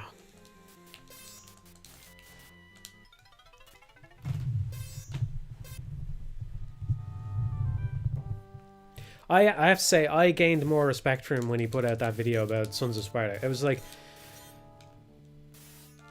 I always knew that Jaffe was responsible for like certain elements of the original God of War games that were good, right? Like the whole story concept was probably his. I don't know. I'm not a big God of War guy, so it's not like I ever really dug into it and figured it out. But there is this sort of like, if you've seen his streams or you've seen just what he's like, there's this sort of metalness to him, right? In a way that's like, and there's some of that in the original God of War trilogy, which isn't really there in the newer ones. There's this kind of like, yes, it's Greek mythology, but it's also 10% death metal album cover or something. I don't know how else to phrase it, right? There's some of that energy there in the games. I always knew he was responsible for that, but watching that video that he did on, yes, there's edge. He's a kind of an edgy guy in a way. It's abrasive, yeah. And but watching that video where he talked about Sons of Sparta, it was, I was thinking, okay, maybe he was more responsible for some of the good things in this game than I thought, because it was a very granular breakdown of examples in ways that the game was just subtly wrong in ways that probably should have been fixed. But I don't know. I haven't played it.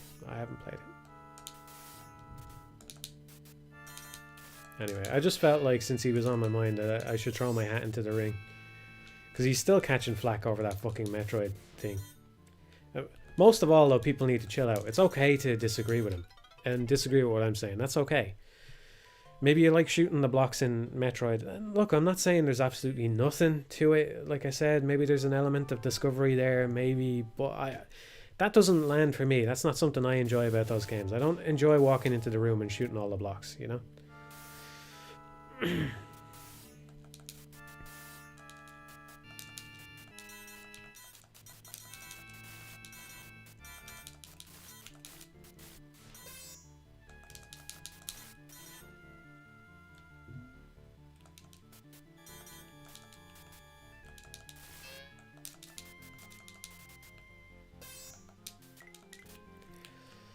I need to try just baiting him into a charge. We'll do it down here. We'll see if we can make this happen. The time limit looks a little bit tight on this, though. Come on, man.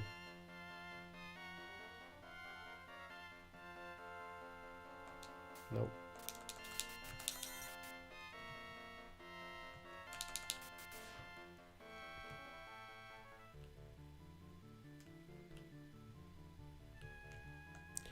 I think I had my criticisms of it. I think it's way too harsh to say that the combat of God of War 2018 was tacked on. I think there was definitely people there that cared about that. Obviously, I had my problems with it, but tacked on that's a bit harsh. But hey, I say things that are too harsh sometimes as well. Maybe that's not exactly what you mean, you know? Gotta dial it back a little bit. Dial it back a little bit, man.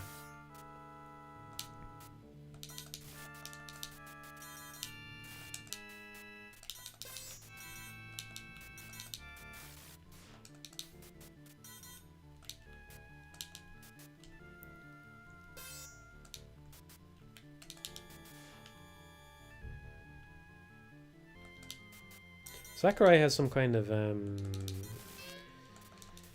thing in Japanese, column in Japanese that in Famitsu, I think it is, that he does talk about more of the games that he plays.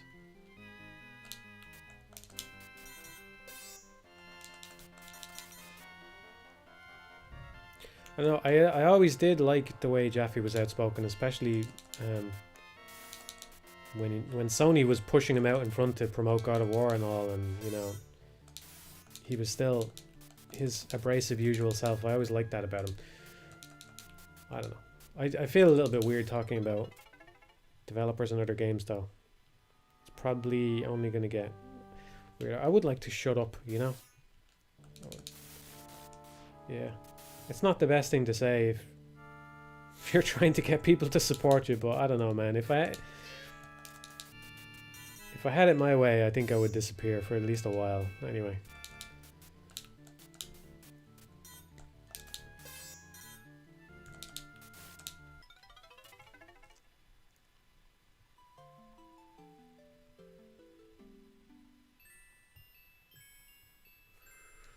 Yeah, I've never entered a game jam. I don't really have much thoughts on them. They seem to be successful at getting people.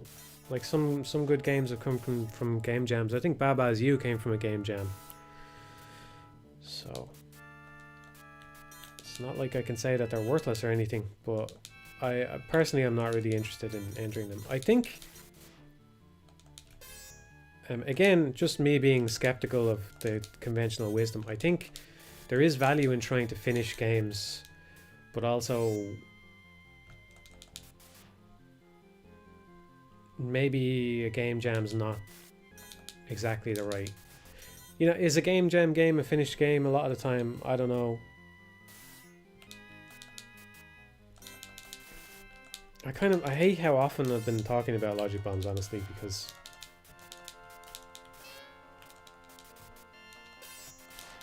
I don't know, because I talk about lots of other games and it's just like maybe shouldn't come up in conversation with them, you know. But to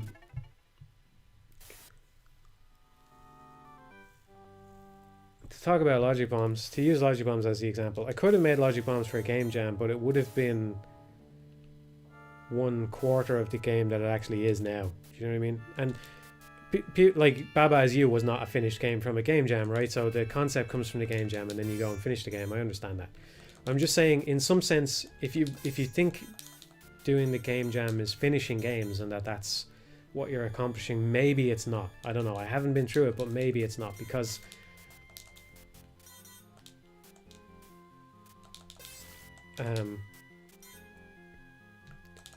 making the latter parts of the game was harder than making the earlier parts of the game. But also that's where some of the value of the game comes from, is the fact that it pushes its concept further, you know? And if you're doing the game jam, you're not doing that. But that's a very valuable thing to do. That's just, off the top of my head, that's just... You want to make sure that you're digging deep into the game you actually made, you know?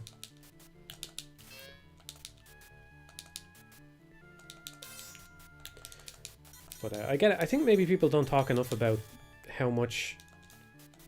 You know, I was talking about how you throw away 50% of everything if you just want to make something that, at least from your perspective, seems to be above average, you know?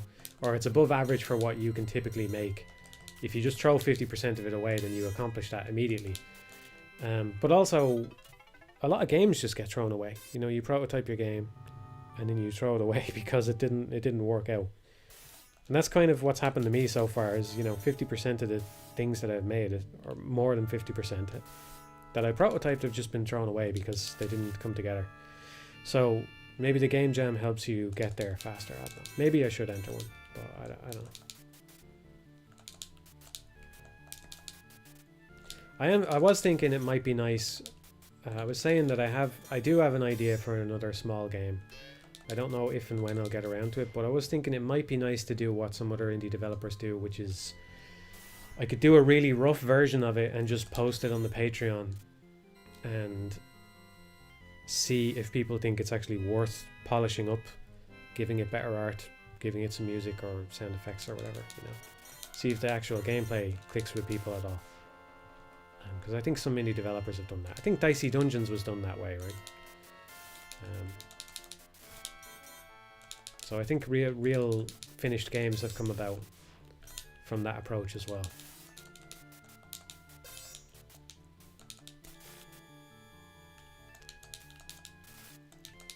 Maybe I'll do that, I don't know.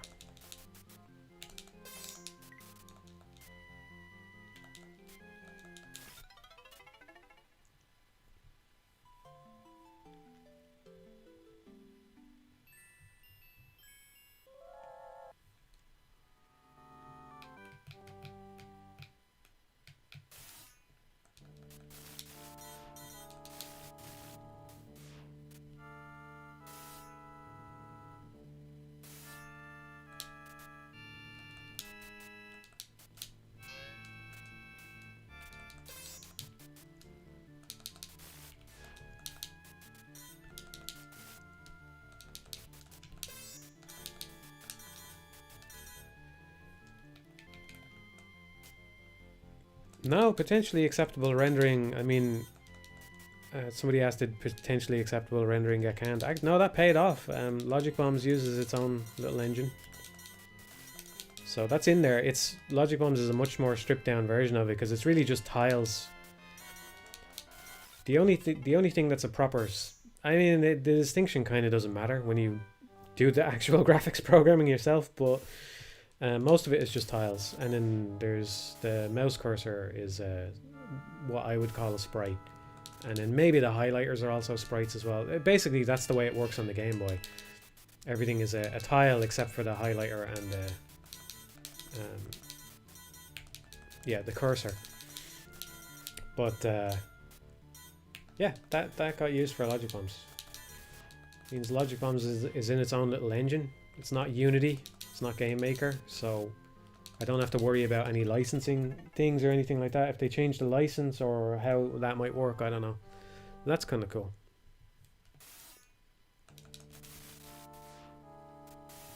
Does use SDL. And the Game Boy version uses GBDK.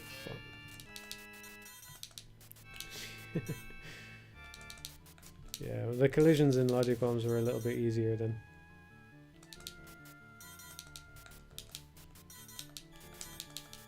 the action platformer. Still haven't solved slopes, but then again, neither have half of all developers. You know, since I've highlighted the slope issue, have you noticed how often slopes are just complete bullshit in games? Because it's still happening. Still play games where something happens on a slope and it's just not right. It's just not right. Like big budget 3D games like Dragon's Dogma 2, man. You know?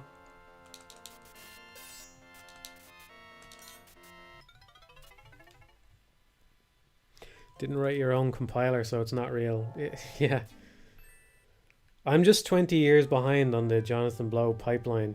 You know, give it a while, and 20 years time I'll be complaining about his operating system and writing my own. That's where we're going to be at. No, I don't have the talent to do any of that shit. So it's not really my interest anyway. I'm mostly interested in programming because I think it's kind of like, I only kind of half mean this, but it's kind of like the primary art form of games, right? It's the primary way that games are expressed. But I don't want to undersell art and sound and all that kind of stuff, you know. So that's the main reason I'm interested in programming at all, is just because it's the way games are made.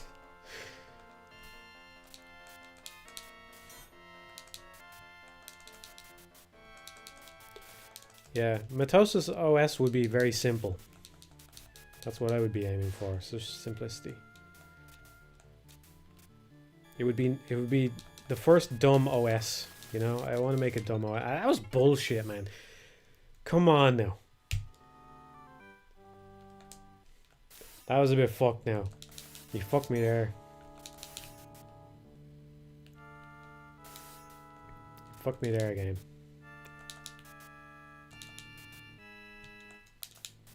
I just don't think these guys are going to land. It's more consistent if you can make them land, but I just don't think they're going to land because of the train.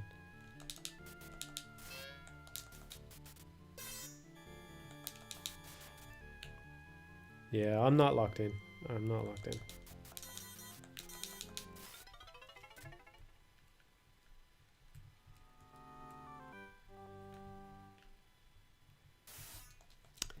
I have thought about using a framework, yeah. I'm not really familiar with any of them, but so far I don't really feel the need, you know. And I'm kind of enthusiastic about building my own stuff anyway. I think of all the work I've been doing so far, I'm probably happiest when I'm working on the engine, so so I think I'm happy to keep doing that. It's not, I mean, it's not always sunshine and roses, you know, but it feels satisfying when I get something done. I didn't explain myself well on the last stream, but yeah, I was really happy with that. It wasn't even that much work, but I just tidied it up a bit and I just felt so much better about what I have. Somebody else asked yesterday, am I shy about posting it or whatever? Kind of. I just don't think it's probably not a very good example. I do have mixed feelings about it. You know, if time was no obstacle, If I could do everything I could do, I think it would be nice to do a little programming series about how to get your own little thing up and running in SDL, and I know some of you would enjoy that. But first of all, I don't know if I'm the right guy to do it, because again, Logic Bombs is very simple. It's not really a proper it's not a proper action game, or the type of game that most people are going to want to make, and I just haven't been doing it very long, you know, and I don't think we need more amateur stuff put out there, which is bad. But then again, I do feel like, I'm not even saying that what I've done is all that good, but I do think it would be better than a lot of the examples and stuff that you find out there, just purely because it is simple. I tried to keep it simple, you know. Maybe some of you agree, maybe some of you disagree, but I'm just more and more convinced all the time that object-oriented programming is just a disaster in a lot of ways. So when I was trying to get started, all I used was publicly available materials, you know, documentation, tutorials here and there and stuff like that. But anytime I was looking at a tutorial, it's got this load of object-oriented cruft around it, and just so much, there's just so much effort was spent getting the engine up and running, just trying to figure out how much of this shit do I not need. Like, how much of this can I just delete, and I just type in a few things to SDL and a few things to OpenGL, and then I have graphics on the screen. Like, how much can I just delete and simplify and write it in a straight line? That's the way I think of it. Like, part of it is informed by playing the Zachtronics games and doing that wonderful 101 mod and thinking more about the assembly level of what's happening on the computer. Because no matter what you do, when you compile it, it's assembly, and it runs. The other way to think about it is just, it runs in a straight line. Procedurally, I suppose is the word. It runs in a straight line, your computer. So if you write, it might seem amateurish, but if you write a bunch of initialization instructions, just one after the other, right? Initialize this, initialize that, initialize this other thing. You don't have, you know, object... audio initialization manager, and then audio initialization manager dot initialize blah blah blah. Like, you're not bouncing all over. You just initialize the gamepad, initialize the audio, initialize this, initialize that. Give me some memory for storing this, give me some memory for storing that. Put some put some triangles in the graphics card. You do them one after the other. It might look amateurish in some way if you're not used to doing it but that's what the computer does. When the computer actually does it, what it does is it does it in a straight line. That's the way to think about it. It runs in a straight line, your computer. Don't make it like, and it runs in a straight line no matter what you actually want, whatever abstraction you try to put on top of it. It's going to do that anyway. So you might as well just write what the computer is actually going to do. Yeah, and sometimes now that I know a little bit more about compilers and stuff, I don't know a lot, right? But now that I know a little bit more, I wonder how many times, if compilers are smart enough, they're probably doing a lot of stuff to undo the damage of these kinds of abstractions that people put on their code. So how many times do you write something in, say, an object-oriented approach, or even worse, like some kind of factory manager, factory maker, fucking nightmare? How many times do you write something like that and then the compiler just gets rid of it all and does the simpler version? That's probably happening. And if that does happen, that's really bad, because it means that the code that you're reading and the stuff that's executing is not anywhere close to the same thing. I don't know how often that happens. I don't know if that's a big deal or not, but that seems really bad if that's happening, you know? So if I did any sort of programming things, I think that's where the value would come from. Is I'm not going to show you some kind of massively optimized, incredible engine or something, but man, just write the I don't know how else to phrase it. Just write the instructions. Tell the computer what you want it to do, one thing after another, you know. And I've even seen Carmack tweeting about this. Carmack was saying, you know, he used to write in a very what we would call a functional way, right? Nobody ever writes a game as a strictly functional program, which is where every single function is always completely self-contained, right? Nobody ever writes a game that way, at least as far as I know. That's just nuts. But he used to he said that basically what he did was he used to always put things in functions and blah blah blah blah, and one day he just inlined a load of stuff, and it was clear that he had. I've experienced this as well. You go and you try and you get rid of some of the ways in which you've abstracted things. You say, you know what, I'm only using this once. Like, I don't need this if I'm only using it once, so I'll put it back in line where it's supposed to be. And then you do that and you realize, actually, I've set this variable twice. Like, I'm wasting, maybe it's one CPU cycle or something, but I'm wasting one CPU cycle setting this twice. And I didn't realize that this variable was being touched in two different places because I didn't see them together like that, you know? I've watched a little bit of Handmade Hero. Yeah, it's a lot of, it's just a lot though, you know. And I'm not interested in going all the way through it, but yeah. I think one thing I would be interested in for Handmade Hero, I don't know if I will ever go this far, but Handmade Hero is really from scratch in a way that my stuff isn't, and so it might be interesting to one day pursue that in order to remove my dependency on SDL, you know. But there's such limited benefit to doing that. At some point you have to say there's a level of sort of boilerplate and dealing with OS fuckery that I don't want to do for myself, no matter how much pride I have, you know. So yeah. It's not. I know someone's memeing it up there. Oh, Matthew Matt OS. Oh, that's a good name. Matthew Matt OS. It runs in a straight line. It's actually a good way to think about it. I know it's kind of a memey, stupid way to phrase it, but your program runs in a straight line. Just write it in a straight line. Just write one instruction after the other. Initialize this, initialize that, blah blah blah. If you need to shove it out to a function later, do it. Fine, okay. But it doesn't have to be some. I don't know. Maybe don't listen to me at all because I'm not that far in. I'll probably never ever do anything technically impressive. But I feel like playing the Zachtronics games and doing that little bit of hacking on the Wonderful 101 mod, I've kind of seen beyond the veil and I can't really go back, you know. Yeah, I watched that video, Clean Code, Horrible Performance, yeah. Yeah, basically I agree with it.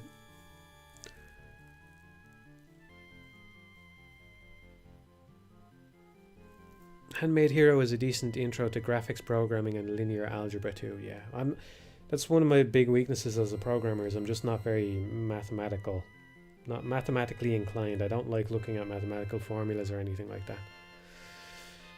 So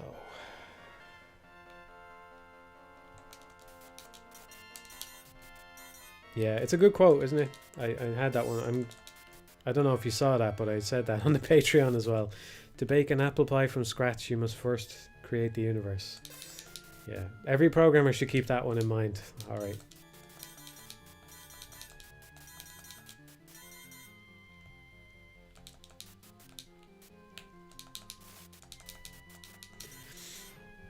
I think I'm going to wrap up soon, but I'll take a brief break. I'll be back in a minute, okay?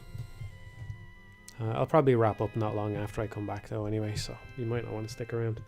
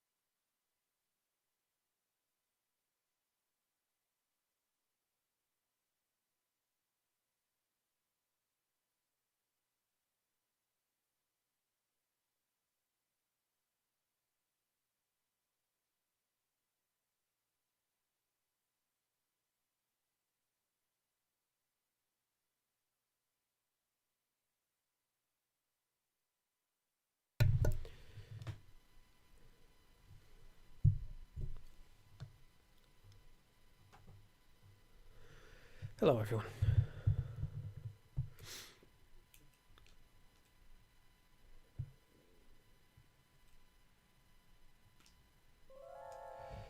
We're back to the start now.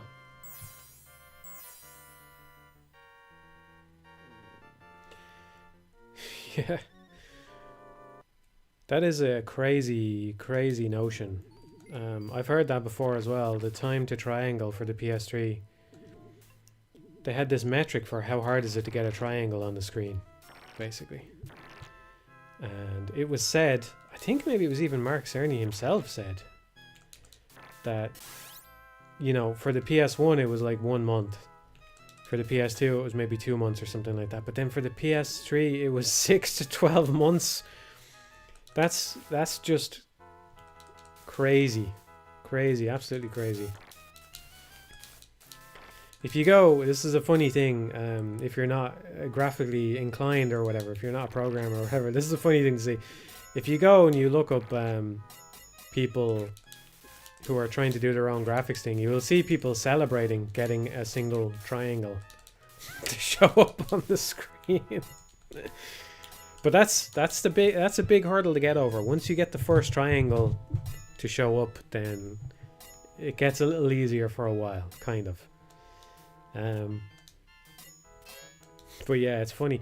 But looking back on that now, having been through it, right, I would say it did take me about a month to get my engine going. No, a little bit less than that, I would say. Because what I'm thinking of is, you know, textured quads and stuff, which is a step beyond the triangle. But whatever, things should be easier now than they were back then, you know.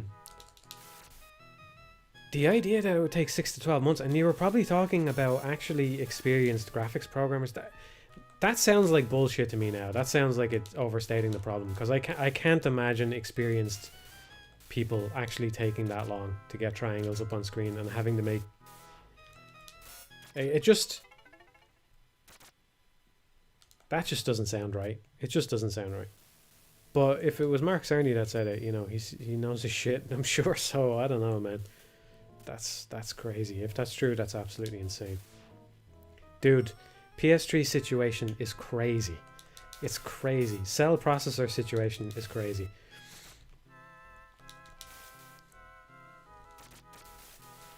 The emotion engine. Does anybody else remember the emotion engine? And of course, we all know blast processing as well, right? Where did all that go? Where's the next big one?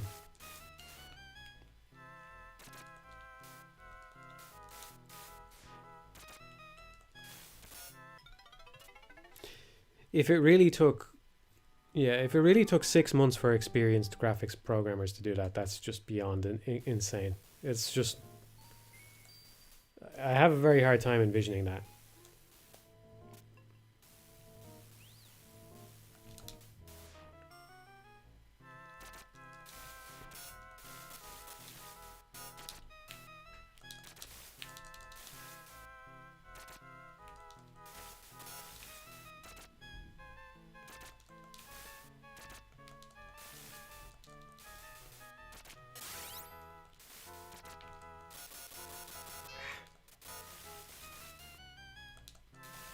Always happy to gob, my man. Always happy. Gobbing out.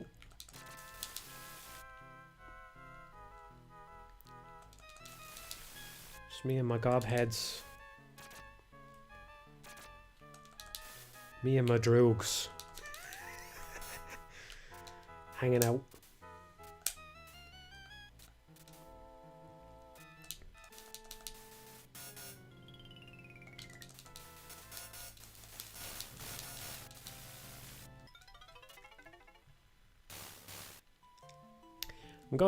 I might even mute myself, but I don't know, man. I'd love a new Fujiwara game, though. I'd love a new Fujiwara game. Very well, my brothers, very well. Yeah, I'm gonna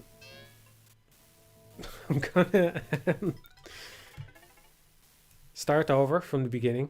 And I'm going to actually try and play a bit. I haven't really been enjoying it as much because I've been focusing a lot on the chat. So I'm going to start a fresh playthrough, and then we will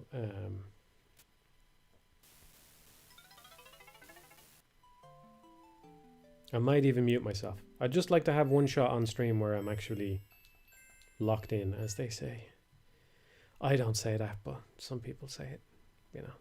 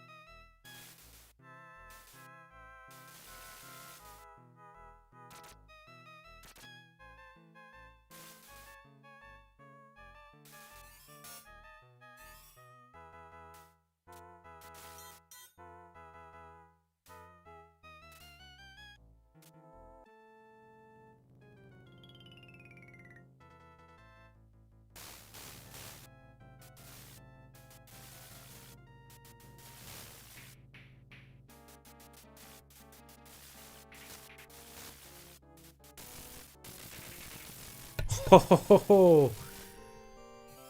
The fireball deactivated, I think, because I got him just in time. I don't know how else to explain it. I didn't know that happened. I'm muting myself again.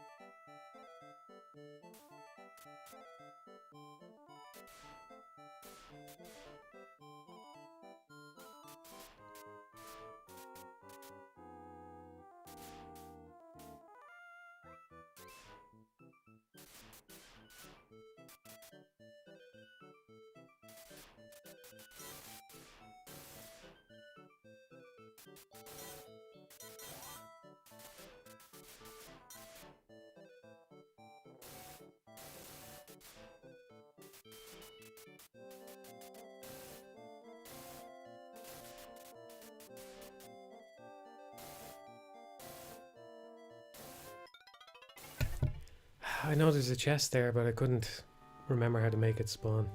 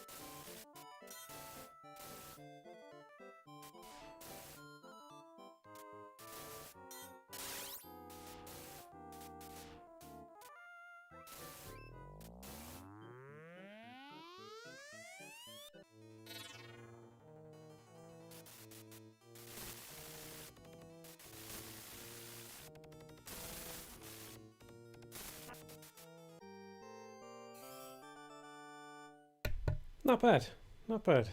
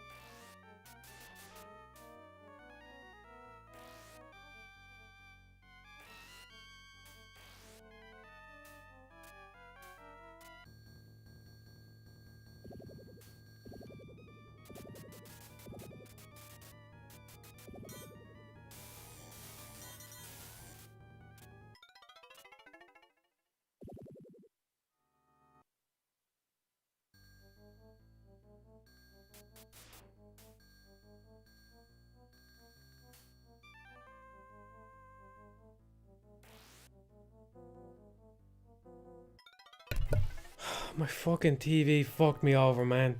Big fucking prompt came up saying it was gonna shut itself off. Fuck's sake. It was right on top of him as well. Right in the middle of the fucking screen. I couldn't see anything.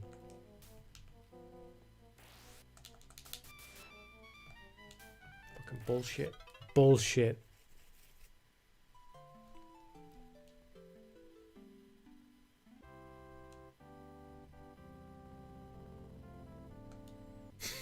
Absolute fucking bullshit.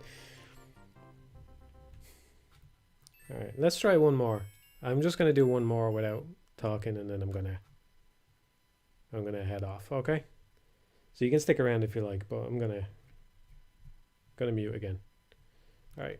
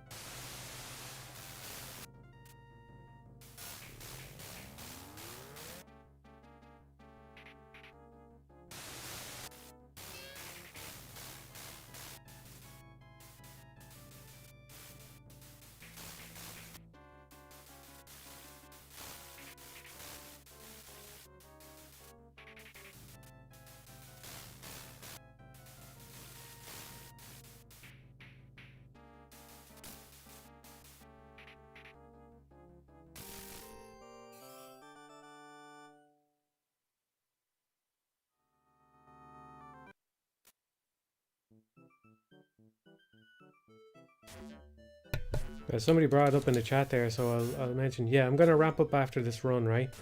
And you can recommend the same game you recommended last time, since we only did it for the first time. But don't recommend a game yet. Think about what game you're going to recommend, and maybe come up with a sentence or two about why you think it's worth playing. And it's not just for me, it's for other people in the chat, so it can be something that you don't think I would like. We're just trying to help each other out, okay? So, come up with a game that you want to recommend, and one or two sentences about it.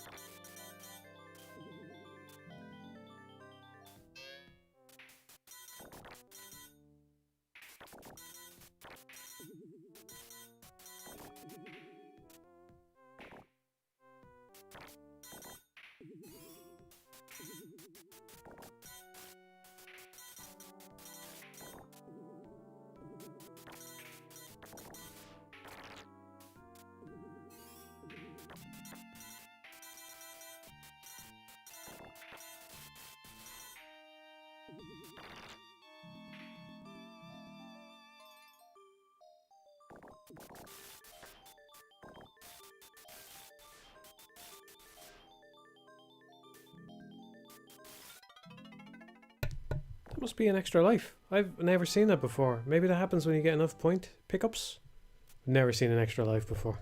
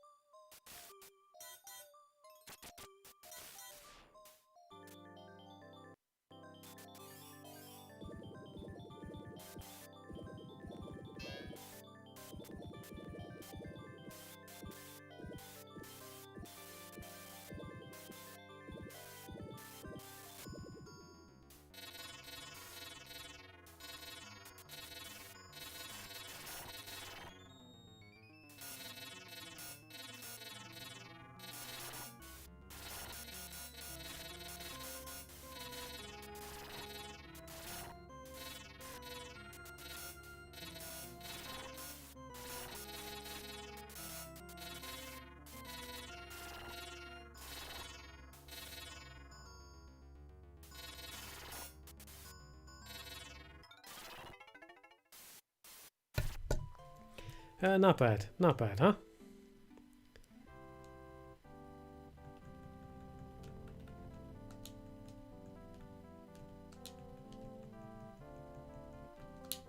That's me signing off. Not bad. Okay, so I hope you've had time to think about your suggestions for games. Hit me with your game suggestion and your couple of sentence description before we wrap up.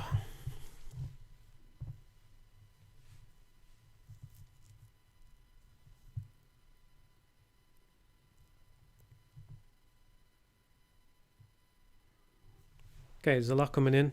It's a lot to read, so I'm not going to read them all out. But hopefully you can see them for yourselves there.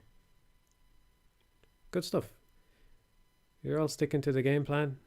That's good. Those are good length descriptions.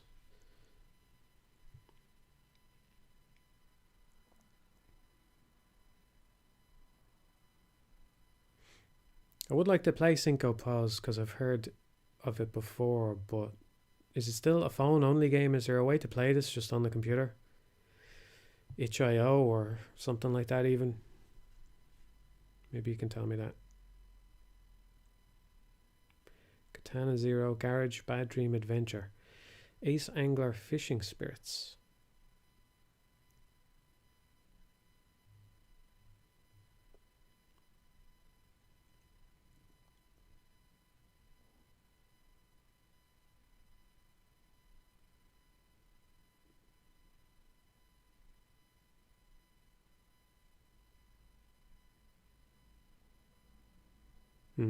Well, I support that as well, Siberian. It would be nice to have the comments on the VOD instead. If you want to copy and paste your comment from here into as a comment on the VOD, that's fine by me. Okay, it's on itch.io. Okay.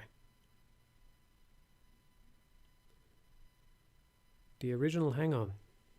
Been a long time since I played that. Okay, well, thank you everybody for your suggestions. I hope people find something good there. I recommended Tower Climb last time. I'm just going to stick with that. Well, I didn't really recommend it because I'm still playing it, and it's very difficult. I got to a new part that, I don't know, man. I don't know if I can do it. Can I climb the tower? I don't know. But it's worth checking out anyway.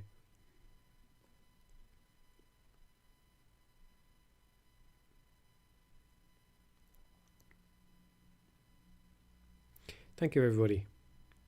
Okay, no need to drag it out anymore. I appreciate all the suggestions. Thanks again for those super chats as well. It only dawned on me when I was downstairs a minute ago that there was no message with that super chat, but it showed up and the other one didn't show up. So I'm sorry. I don't know if I was supposed to read your name out or not. I don't know. I'm not cut out to be a streamer, man. But I appreciate it all the same. And yeah, and thanks for tuning in, everybody. Hope you had a good time. I was enjoying playing the game there. Maybe we'll just stream some more Ghouls and Ghosts next time. I don't know. Anyway, I'll see you all later. Appreciate it. Thanks for tuning in. Goodbye, everybody.